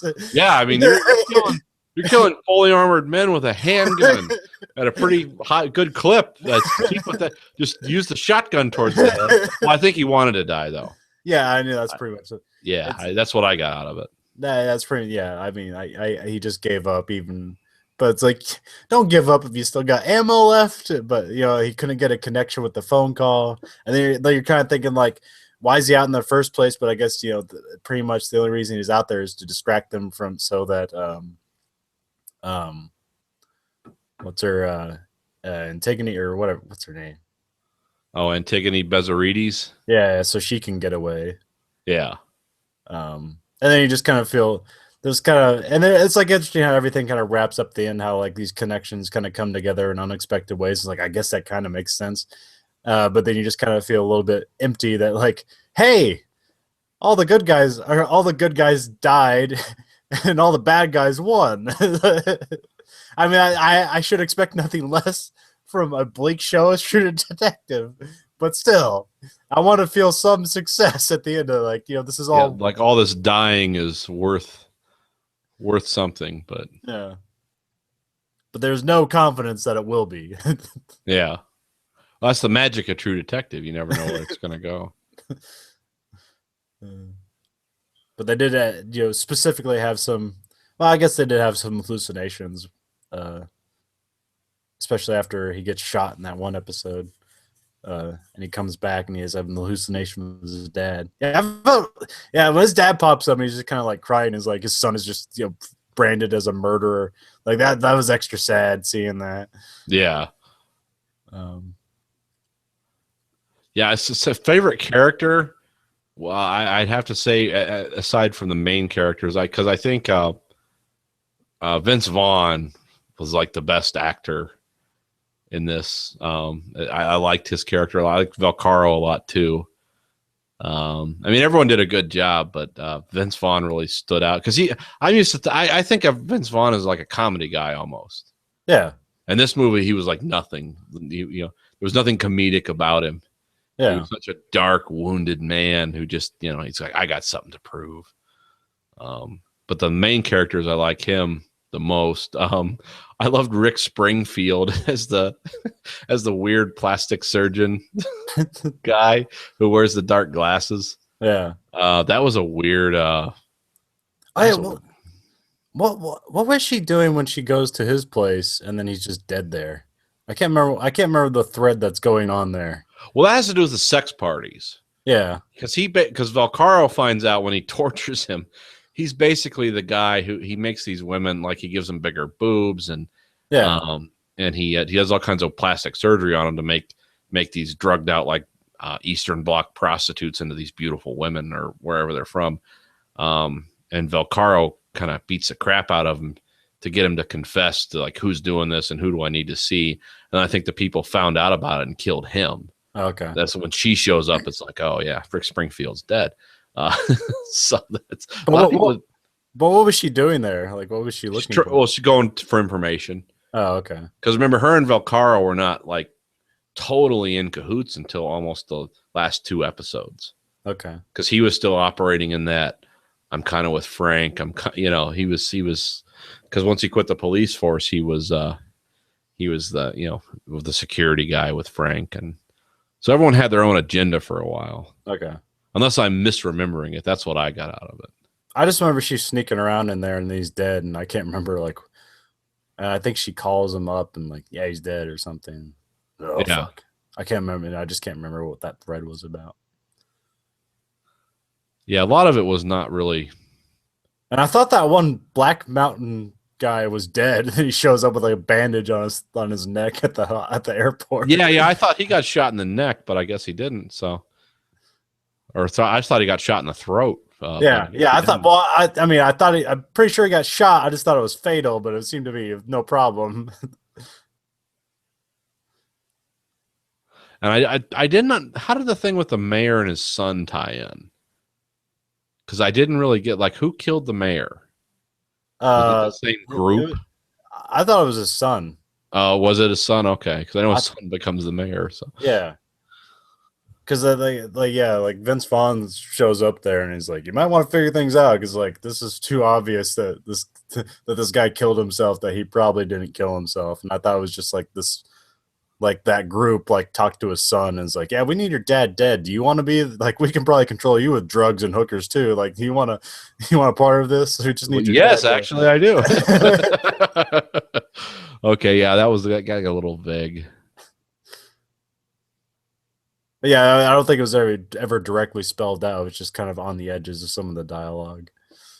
Well, it was one of those weird, like those great True Detective scenes, where it's like there's a guy floating dead in the pool. And there's 2 people having a conversation, almost an existential conversation about, well, this is the nature of life, and he just figure this shit out. Yeah. There's just a strange man in her house with a gun. Yeah, but like, just we'll just have a casual conversation. She doesn't seem to worry that he has a gun, and then screams really loud when her husband's dead. So yeah, she's stoned out of her mind too. Yeah. And that's always. But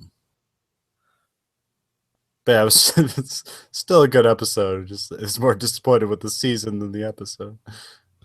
Yeah, I mean, like I said, it wrapped up nicely, but it wasn't as satisfying as the first one. But that first one's hard to follow up on too. It's like 2001 versus 2010. It's like good movie, but the thing about the first season is that like not everybody's dead at the end of the first season. Just everyone's damaged. Here, everyone's dead. Yeah. And everyone's reputation is ruined on top of that, and so you feel extra sad on top of it. It's like, like you found out Valcaro, like his kid was actually his kid, and now he has another kid. They will never know. Yeah, that was kind of a sad cap. It's like the poor fat kid was. Who brings an encased badge to a Dungeons and Dragons session? It's like that's double geek, but okay, that kid's kind of he's picked on. I love how Valcaro deals with the bullies, though. Like he shows up and cracks the dad with brass knuckles and tells the kid, "I'm gonna rape your mom in front of you if you ever fuck with him again." It's like, whoa! I wish I could do shit like that fucked with my kid, but go to jail for that stuff. I mean, the kid was playing D&D at school with friends, so it worked. It's believable. Yeah, that's acceptable nowadays. When I went to school, you had to keep your Dungeons and Dragons secret. Yeah. And I wasn't cool enough to be with the D&D kids. Because all the D&D kids were also in like the accelerated classes. Yeah. And I was making birdhouses with the retards. I was like, hey, I really like what you guys are doing. It's like, whoa, why aren't you in the honors program? It's like, well, I'm dumb. But I like what you guys are doing. So I have an imagination. yeah, I have an imagination too. It's just, I like to hit things with hammers also because I don't understand algebra. But well, we're going to ostracize you from our group. But those were different times. Now I have guns, so I'm safe. But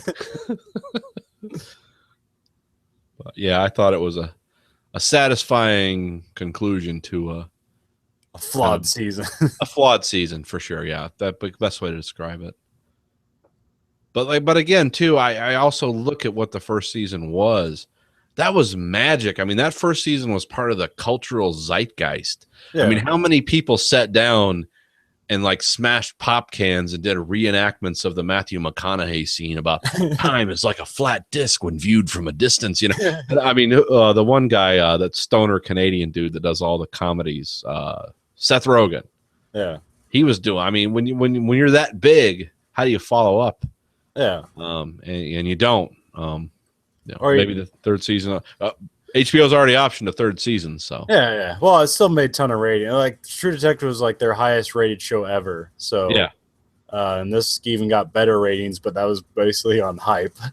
yeah, more hype ratings than critical acclaim. But I mean, but it was also like it was different cast, different season, different location, all that stuff. But it was still like the same kind of. There's a mystery going on. We need to solve it, and there's introspection. Like, so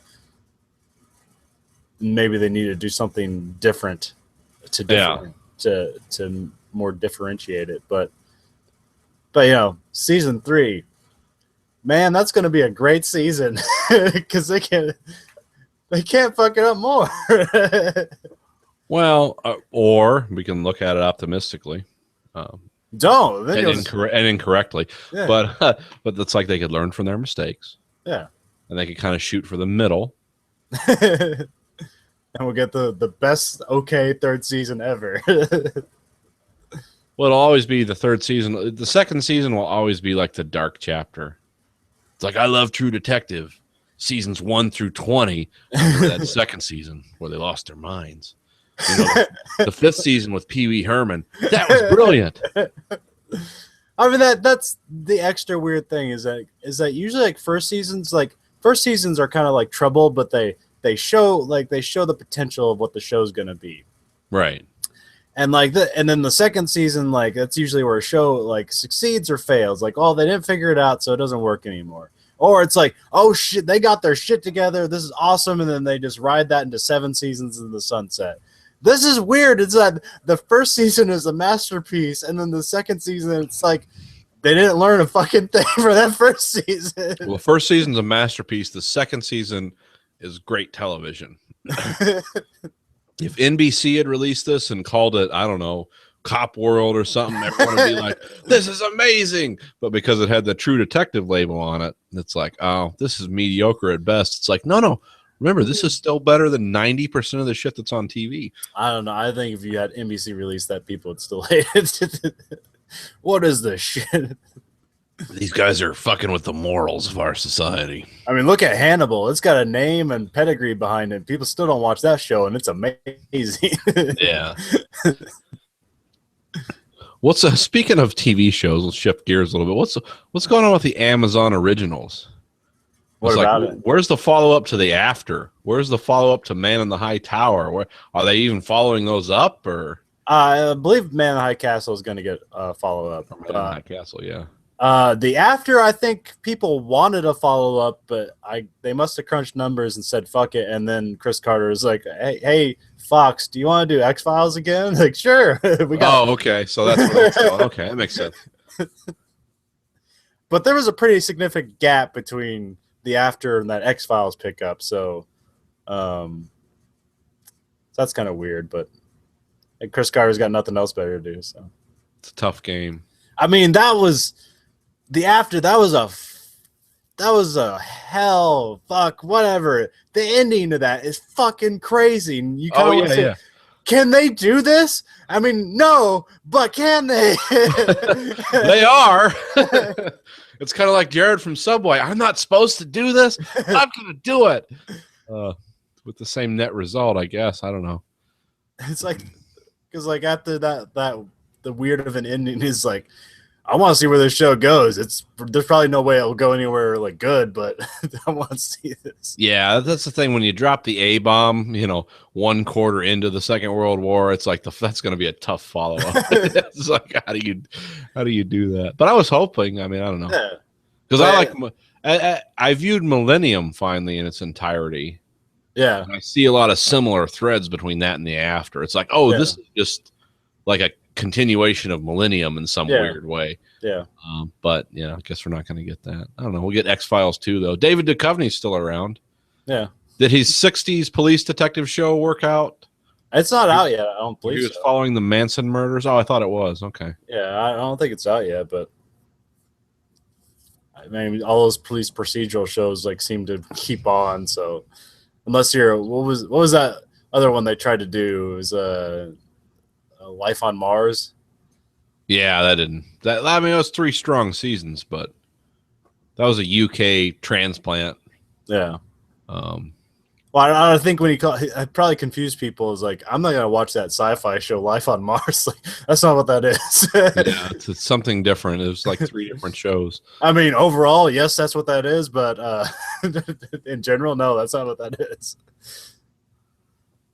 So how far into the Area X books are you? I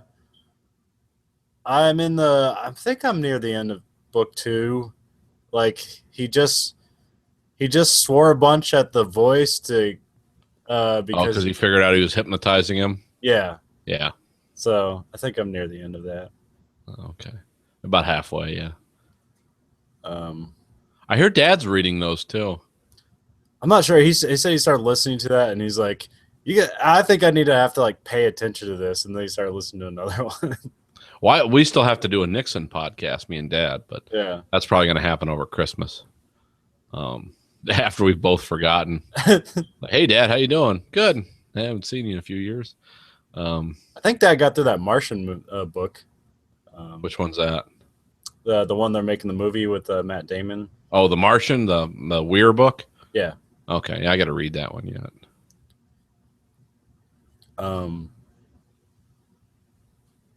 Yeah, and then I was like listening to one of the podcasts we put up, and then you're talking about how Whippy, or was it Wimpy, or not Wimpy, but it's Whippy, or how the fuck you say his name? Something like that. Oh, when I was talking about the Area X books? Yeah, I'm just thinking about that character that's like Whippy or something. Oh, like Whitby, yeah. Whitby, that's right. And he said like he was a construct of Area X, and it's like, oh no, I was having that inkling of the feeling because there's that weird part where he finds him in that little hiding hole. Oh, isn't that fucked up? And then he seems to be overly concerned about this concept that there's a time and place or alternate universe where Area X doesn't exist. I'm like, why would he be worried about that unless he's from Area X? Yeah. My favorite part in that is it's something weird between me and my son Grayson, is where he puts his hand out and touches Rodriguez's head because he's laying down in that shelf. Yeah.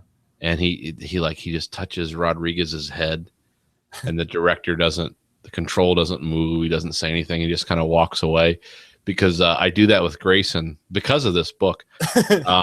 When he gets engrossed in his Xbox, and sometimes he gets too loud, and he's like talking to his friends on the Xbox Live, and he's like, no, we're doing this. And I'm like sitting in the other room, and I'll go in there and put my hand on his head, and he'll just turn around. He's like, what, Dad? I'm like, you need to just calm down a little bit.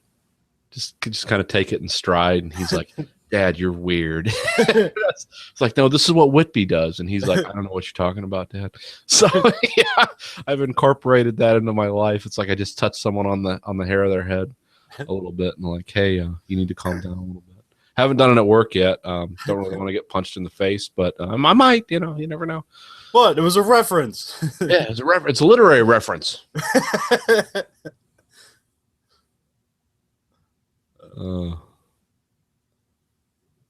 So what's upcoming? When's your next drill? Middle of September. Oh, okay. So we're good for a little bit then. Yeah. Well, fuck, it's almost September, isn't it? It's like August. Yeah.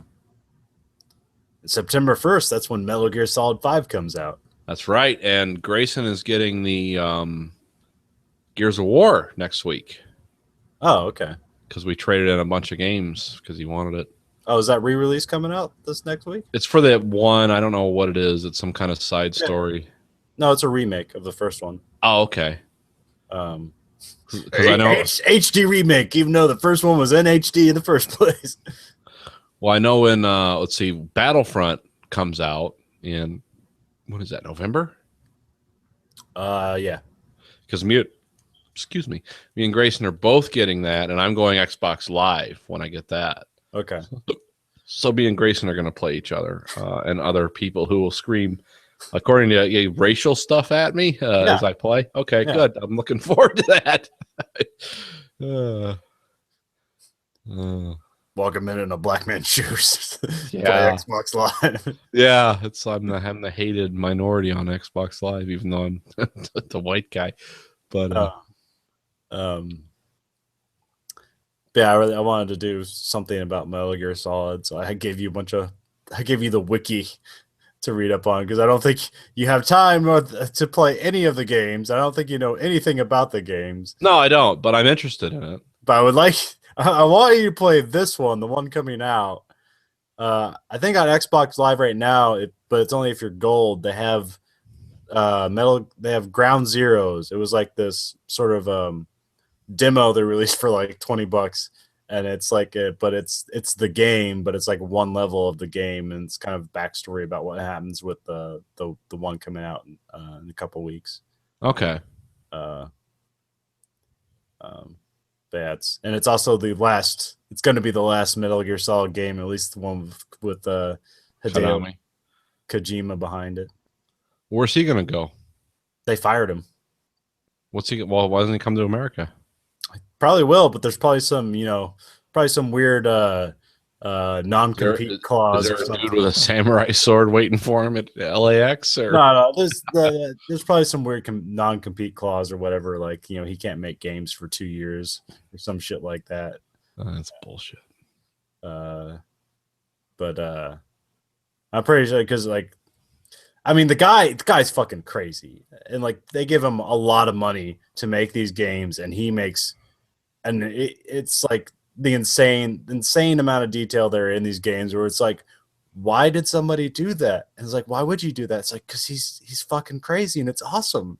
Yeah. It's like, why would you put that in the game? No one's ever gonna see that. But yeah, what if that one person does? And then they're gonna love this game. Well, you sent me the trailer on Facebook. I sent you 2, but I think there only might saw 1. Okay, let me check. There's the trippy trailer that has that garbage song in it, and then there's the really dark trailer that has the nuclear song in it. And it's not the nuclear song you're thinking of. It's just the song's called Nuclear.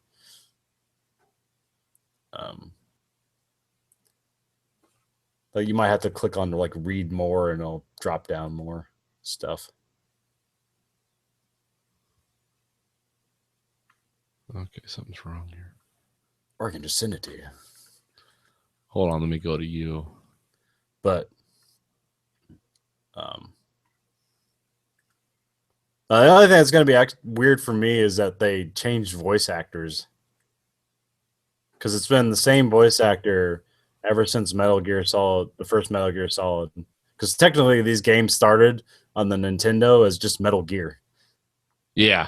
Like 30 years ago. And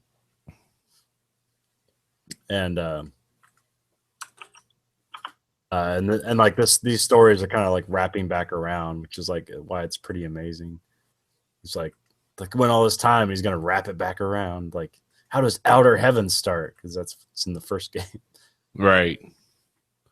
No, I saw both trailers, but the one I commented on was the first one. Oh, okay. Where I said it's like this looks like Doctor Strangelove and Reservoir Dogs kind of rolled into one. Yeah.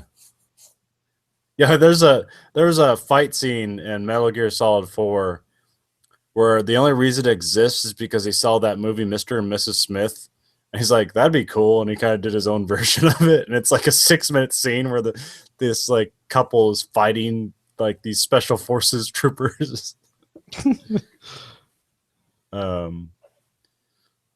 But like yeah, this is the only thing I've ever seen where it has that like Tom Clancy kind of like technicality, because like a lot of stuff in the games they'll bring up this technology and they'll spend like literally 15 minutes talking about it in just in-depth detail, like unnecessary detail. It's like you're almost getting this history lesson within the game. And then they just have goofy James Bond shit.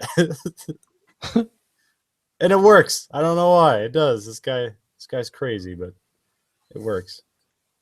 So it's going to be sad that this is kind of going to be the last game, and being how dark it looks, I doubt it ends well. Yeah, it doesn't look like there's a lot of happiness in this. I mean, this is way. I mean, because I don't know. Should I just spoil what happens in Ground Zeroes, or you think you might play that? Which one do you want me to play?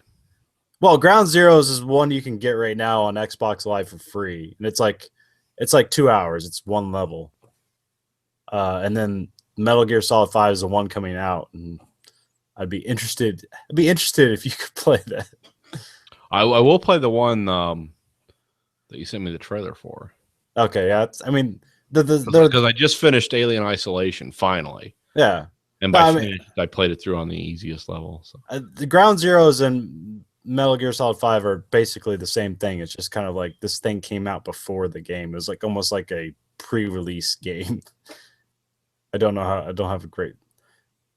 It's like one level of the game almost, except the level won't be in the game.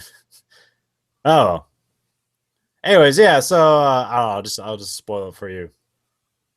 So you go to Guantanamo Bay, and they're keeping these two hostages. And you're trying to get this one hostage, Paz, who she betrayed you in the previous game. So now you're trying to get her out of there, potentially to torture her yourself to get information out of her, but you don't know. And then you have to rescue. And then there's Chico, where he was helping you out, but he gets captured, and he broke when they fucking beat the shit out of him. Shoved earbuds into his chest for some reason. That's fucking weird. It was like he has like a audio jack and he puts it in his chest, and I was like, I don't know what the fuck that's about. Because this is like the 80s. Right. Or the late 70s. No, it's 80s because they had the Walkman now. And then they put like bolts into his Achilles heel. Like they just put bolts through his heels so he can't walk anywhere. It's like, that's fucked up. So you save him and you figure out what Paz is, and then you work your way and you find Paz, and she's just beat the shit out of. And then you take her, you get out of there, and then like the last part is a cutscene where you're flying out of the Guantanamo Bay, and they open up her shirt, and like they see that she has like an incision on her belly, and then like they open it up because there's like a bomb inside of her. And so like in vivid graphic detail, they show them digging into her intestines to find this bomb. That sounds like some Mission Impossible 3 stuff where it's like put micro bombs in your brain or something. Yeah. And so they get the bomb out, throw it out, and then they sew her back up, and then so then they get back to their base, and it's like all destroyed. Because like while they were gone, because they got their own Metal Gear and Peace Walker, they built one, and then they also acquired like a nuclear warhead. Like they found one at the bottom of the ocean, and now they're trying to hide that because they're trying to become their own. It's called Military Sans Frontiers, or it's mean military without borders. It's like Doctors Without Borders, but with killers. Okay, yeah. Because it's like this ultimate PMC. He wants to be his own country, but it's like they'll be hired out. So like that this group of soldiers, like they're just a country like like future Sparta, where like they never have a time where they're not fighting. They just always have a place to fight, and like that's his dream. No one will fight with us because we're too crazy, or we'll always be fighting. Yeah. But no one will ever control them because they have a nuclear weapon. Right. Kind of like what North Korea and Iran think they're going to do. Huh? Yeah. Yeah. We're invasion proof. And then so like when that happens, and then she like jumps out of the helicopter, and then like as she jumps out, she explodes. And like I got the bomb. There's another bomb. Oh, the second intestinal bomb. Okay. No, it's in a worse place. Oh, is it the Snook, like from South Park?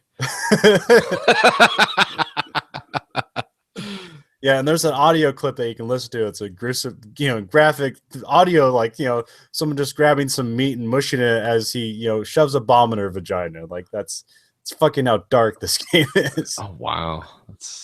Yeah. Well, I watched Attack on Titan, so yeah, I can see that. And like this game has always been kind of serious, but never this graphic, never this fucking dark. Wow, I'm gonna have to play this. And now Snake is voiced by Kiefer Sutherland. Oh, cool! So it's kind of like renewing his 24 character, but with a darker aspect. Kind of. It's really strange to hear it because after spending all that time with the same voice actor, but a lot like in Ground Zeroes, he didn't really talk a lot. Like he had like 4 lines. So it was like, why'd you hire this guy for millions of dollars? And it's like apparently just Kojima really liked him. But I hear there's some rumors that there's gonna be like a second Snake, and that like he's gonna be voiced by Solid Snake, Liquid Snake, and Second Snake. Here we go. I don't know. I guess there's Solid Snake, there's Liquid Snake, and there's Solidus Snake. And Solidus Snake became the president, George Sears. There's a whole there. That's why I gave you that wiki, because the story is crazy complicated, but it makes sense when you get into it. Because on Giant Bomb, Drew, who's like their video guy, he never played the Metal Gear games, and so Dan, he's like, we're gonna make you play a Metal Gear game, and so they've been playing through all of them, and now he's like kind of a he's always frustrated with the controls of the games, but he's always really enjoyed the story. Yeah, it's like the playability sucks, but this is a great story. Well, I mean, it's different where they kind of have to play a game and they're pressured to like make it entertaining. Yeah, and these are stealth games because the point of the game is to not get caught. So it's a lot of times to avoid confrontation. Okay, but sometimes doing that correctly means your character standing still and you're just watching things and watching patterns, and it's like that's boring. So you feel when you're recording something like that, you feel the need to do something at all times, and then it's always constantly getting caught and like having to yeah, you can't really play the game properly because you're dragging an audience along with you. But this game, it's completely a modern shooter, so like there's a lot of things that are the information is dealt to you in a very easily identifiable way. It's really easy to like grab characters and interrogate them and just to fire in general, because like firing in first person, I think in the third game you had to hold down like almost 4 buttons. Oh, okay. So this is more of a Call of Duty type. I'd say it's third person, so like more Gears of War. Also over the shoulder. Yeah. Okay. It's. I mean, you can go to first person, so you can shoot guns in first person. Okay. But that's all that stuff is streamlined. It makes sense. A lot of the alert phases that happen, there's they came up with this idea where like if a guard sees you and they're alerted, everything goes into slow motion, so you can react to their alert more quickly, and then you can deal with the alert, and everyone's looking for you. Okay. Because that's can be the frustrating thing. But what's interesting is that when they're on the alert, like they're actually like pretty smart about things, and like they'll like walk a pattern, like look for you and things. And so it's pretty good AI. It's not like they're gonna walk right into the shotgun in the face. Yeah. Okay. So they're actually thinking a little bit. Oh, that's good. Now, I promise you, I will try to play this game. However, I know work. Well, yeah, weirdly enough, the because the high season for cars is spring through the end of summer. That's when they have what, when you see the ads that say Ford Summer Sales Drive, I'm going to be working a lot. Yeah. Trucks, however, whole different animal. The sales, because most of our customers are in the South, the sales season starts, October, September, through December, because a lot of people get trucks for Christmas in Texas. I don't know, but we get you gotta remember there's no winter down there, so providing I'm not being offered 12 hours a day 7 days a week, I'm going to try to play this game because I promised Grayson we do Battlefront, because I get like 3 complimentary months of Xbox Live for Battlefront, so I'm going to try to wedge all this in. So I will make an effort to do it. However, if the first time I can work overtime in 7 years consistently comes up, I'm probably going to have to do that first. But because I have an expensive Fusion to feed now, so. Well, I just almost want to get like your take on it, because I think from the trailers you showed me, I'm really interested. I mean, I'm ready. Yeah, it depends on how much time I have to spend. If I could like do the Xbox at work and pack doors, I would. They tend to frown on that. Well, I don't know how long the game's gonna be, but I mean there seems to be like an involved out, because like there's a whole thing that they had this in Peace Walker where you can you're like building your army. So there's like people, you'd like knock them out, and then you ever heard of the Fulton system? It's like that thing in Batman where you attach a balloon to something and that plane comes out and picks it up. So like this is what you're putting guards to sleep, faulting them, and then like they join your army. And that's amazing. They're just being pulled up into the air by. Yes. Oh wow! Okay. And so they have a very violent system. If you've ever seen it on the History Channel. And so you can do things in this game where like you can. Like, hey, we need a tank, and you can attach a Fulton to like a tank, and then it'll just come by and pick up the tank, and now you have a tank in your army.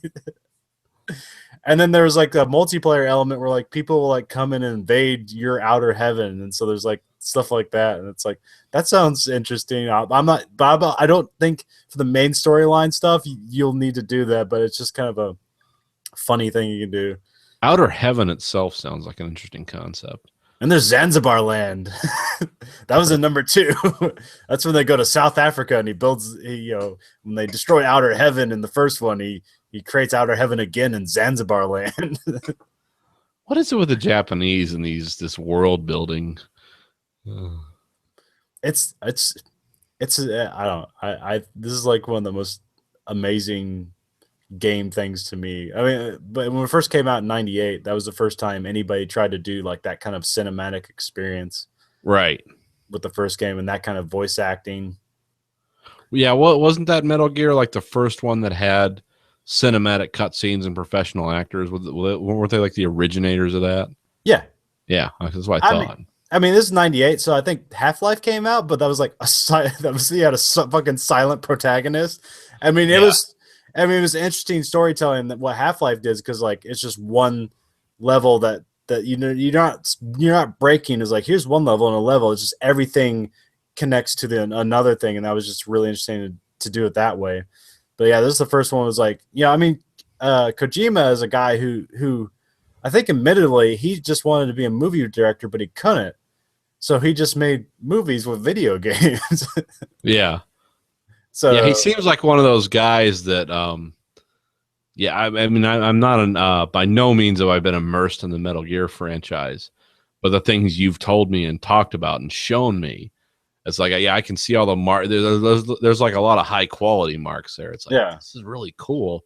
I can see where this is coming from, and Well, you even watch the first game, and it's like, for a PlayStation 1 game, this is still pretty amazing because everything on the PlayStation 1 looks awful. Yeah. But they found a way to just use simple shapes and smart detail to make everything like it looks right. Like when you see a tank in the game, like it looks like an M1A1 Abrams, even though it's like 4 polygons. They just detail it in just the right way that like it looks. You want to believe it's an Abrams. This is so cool. It's got to be an Abrams. Well, I remember like they were dealing with the limitations and like they made levels literally with Legos. And it's like if we can make it with Legos, we can make it in the game. Can't believe Konami did that, but you know, if they have some weird underworld based thing, I mean, yeah, I'm sure Xbox, you know, Valve or somebody would be happy to snap this guy up. Oh yeah, that they're just waiting to do it, but I'm not sure if someone's there. I mean, I think this game cost like $80 million to make. So That's not bad. That's a lot for a video game. Is it? I thought weren't the Halo ones like insane? I think the Halo guy, yeah, they were. I mean, they were big. I think they were $60 million, and I think the Bungie guys spent something like $120 million to make the latest one they did, Destiny. But I think a lot of that's advertising. Yeah, well, yeah, but also that's across multi systems, so they sell more. Yeah, and I think Grand Theft Auto 5. I think that was like $160 million to make, but also, you know, it sold like $6 billion in the first day. So it's like, who cares? Well, yeah, the replayability on that. I just kind of go by what my son does. Between Grand Theft Auto 5 and Minecraft, two games he plays the most often. Yeah. And I know a lot of people, because I don't know if we've taken pictures yet, but sometimes me and Stacy will be sitting in the living room and Grayson will be like, come here and watch what I'm doing on Grand Theft Auto. And I know that's like sounds horrible that we let kids play that game, but some of the stuff they do is so creative and weird. It's like they got, you know, because they're all playing as bikini clad women. And it's like, watch us jump into the blades of the helicopter. That's the kind of stuff that's going on. So I don't know if that's horrible or not. There's some great mods that they've done on the PC with the game where you can just spawn a humpback whale in the middle of the air in the middle of traffic, and then you can become the humpback whale and then like jump around. See, that's amazing. Or you see videos of just weird, like, you know, the guy rides the motorcycle on the side of the bridge. So it's like, here's the bridge. And the guy's riding like this, but like the wheels are this way. So he's perpendicular to the bridge and the world as he rides across the bridge. Of course. Or just when people like they do a jump and there's like a shop with a donut on it and like the guy hits the hole just right and then like, you know, hits the parachute. Yeah, that's the kind of stuff my son's doing now. Well, he's been doing that for a long time, but you know, there's a lot of imagination in those games. Yeah, and they're just have really incredibly detailed physics, so there's just a lot of fun things you can do with those. Now, the one thing that did kind of make me feel sad is like, Dad, have you ever seen the movie Heat? And I'm like, oh, yeah, I love that movie. Watch this. They literally reenacted the bank robbery from Heat. Same police response, only they got away. But it was like, wow, my son knows about Heat. And I was like, here's a DVD. Ever seen Reservoir Dogs? I don't know if this is good or not, but he is in 8th grade now. So it's time to learn about Reservoir Dogs. He needs to be cool. 8th graders don't know about Reservoir Dogs. Or don't know he does. Well, I showed him because he asked me about that, showed me that thing he was doing in Grand Theft Auto. And then I went and got the movie. And I was like, that's where that comes from when they talk about Heat. Because he didn't, he kind of thought he knew what he was talking about, but I was like, no, watch this. And I explained who, you know, Robert De Niro and Al Pacino were. And it's like, it's not just the shooting that's cool in this movie, it's the acting and the dialogue. Now you hear the gunshots and how loud they are and how they echo off the buildings. Like, yeah. no one ever did gunshots like that before. And it was awesome. And you see what that guy's doing? He's reloading. That's never been done in a movie before when Al Pacino was sitting there with the, you know, the AR M14 or whatever. Now, a bag with $5 million in is really heavy, and you can see him really struggle as he tries to. Yeah, that's a weighted bag. Yeah, because $5 million doesn't fit in a suitcase. which we actually talked about that once. He's like, why don't we have $1,000 bills and $10,000 bills? And he was asking me that once, and I said, well, number one is because only 1% of the population would ever use them, and number two, drug dealers. Like, what do you mean? I said, can you imagine what a nightmare it would be if we had $100,000 bills and all these drug dealers out here would just go cash those in a bank, not even deposit money. It's like, here's 10,000 or 100,000 hundreds. You know, I want $100,000 bill. You could literally transport millions of dollars in an envelope. And he's like, what would be wrong with that? And I said, well, these people are criminals. I mean, they're not paying taxes on that money. He didn't understand why we didn't have like super huge denomination bills. Yeah. And I said, because American currency is the currency of choice for criminals. This isn't Estonia, and we don't need $4 billion to buy a loaf of bread. Yeah. This isn't the the Weimar Republic in Germany where we're rolling in a wheelbarrow to buy a potato. Sometimes he doesn't get those references, but sometimes he asks me questions like that a lot. Though it's like, why don't we have $100,000 bills? I said, because crime would be, it would be like The Sopranos, 24 hours a day, 7 days a week in this country if we had denominations that big. That's what we had the internet for, so we do wire transfers. Yeah, it's like if you need denominations that big, you ever heard of Bitcoin, son? You know, yeah, that's the thing. But we do have $100,000 bills. It's called Bitcoin. Yeah. And it's a weird thing, video cards and Russians. Yeah, nobody understands it exactly, but it's supposed to be cool. And whenever you want to deal in Bitcoin, you're always dealing with a guy that talks like this. How can I help you? Yeah, I was like the Russian guys that call me Nazan. Nazan, how are you doing? It's like, you're almost making my name sound cool. I said, but there's a sound in the middle of that. It's Nathan. Not Nazan, like I'm a lazy. Well, they got extra characters in their alphabet, so you know. They never get it right. One thing, work story, real quick. There's a lot of foreigners that work at the plant that I work at now, and the one guy, you know, that video I sent you, earlier at the beginning, when they were showing me how to do the job, he was I think he was from the Middle East. He had a name like Haydoun or something like that, but he was like, "You stand here and I show you what to do." And so he showed me how to pick it up. And the first time I picked it up wrong, and he was like, "No, stop. You do it like this." And the guy was being like real intense. And I was like, "Okay, dude. Okay." I said, I'll grab it. He's like, "Turn it away from your body, away from your body." And I was like, all right. I got it. Because the guy was like being super intense. And like 4 hours later, he came back and he's like, "Yeah, you're doing good job." He goes, "I don't want to be asshole, but the last time somebody almost died here," because you're working side by side with another person, you're doing right hands, he's doing left hand doors or whatever. Yeah. He's like, "Somebody turned and wasn't paying attention. They had it too far from their body, and they hit a man in the neck and severed his carotid artery. And if somebody didn't, one of the bosses knew what the clipped it off with a Leatherman, he would have bled out in like 5 minutes." Yeah. Because everything there is razor sharp steel or aluminum now, but whatever. And it's like, oh, so that's why you were being so, I forget what I said to him, but I was like, "You wanted to be sure I was doing it right." He's like, yes, because, you know, we hit the man in the neck and he dies. And it's like, okay, well, I don't want to hit the man in the neck, because I never thought of it. Because you're just like, okay, pick this up, move it over here, whatever. But yeah, there's a dude working right next to you, and if you're like holding it away from your body and you turn like it's like having a razor blade that's 10 feet long. It's like, "I'm gonna slash at you with this."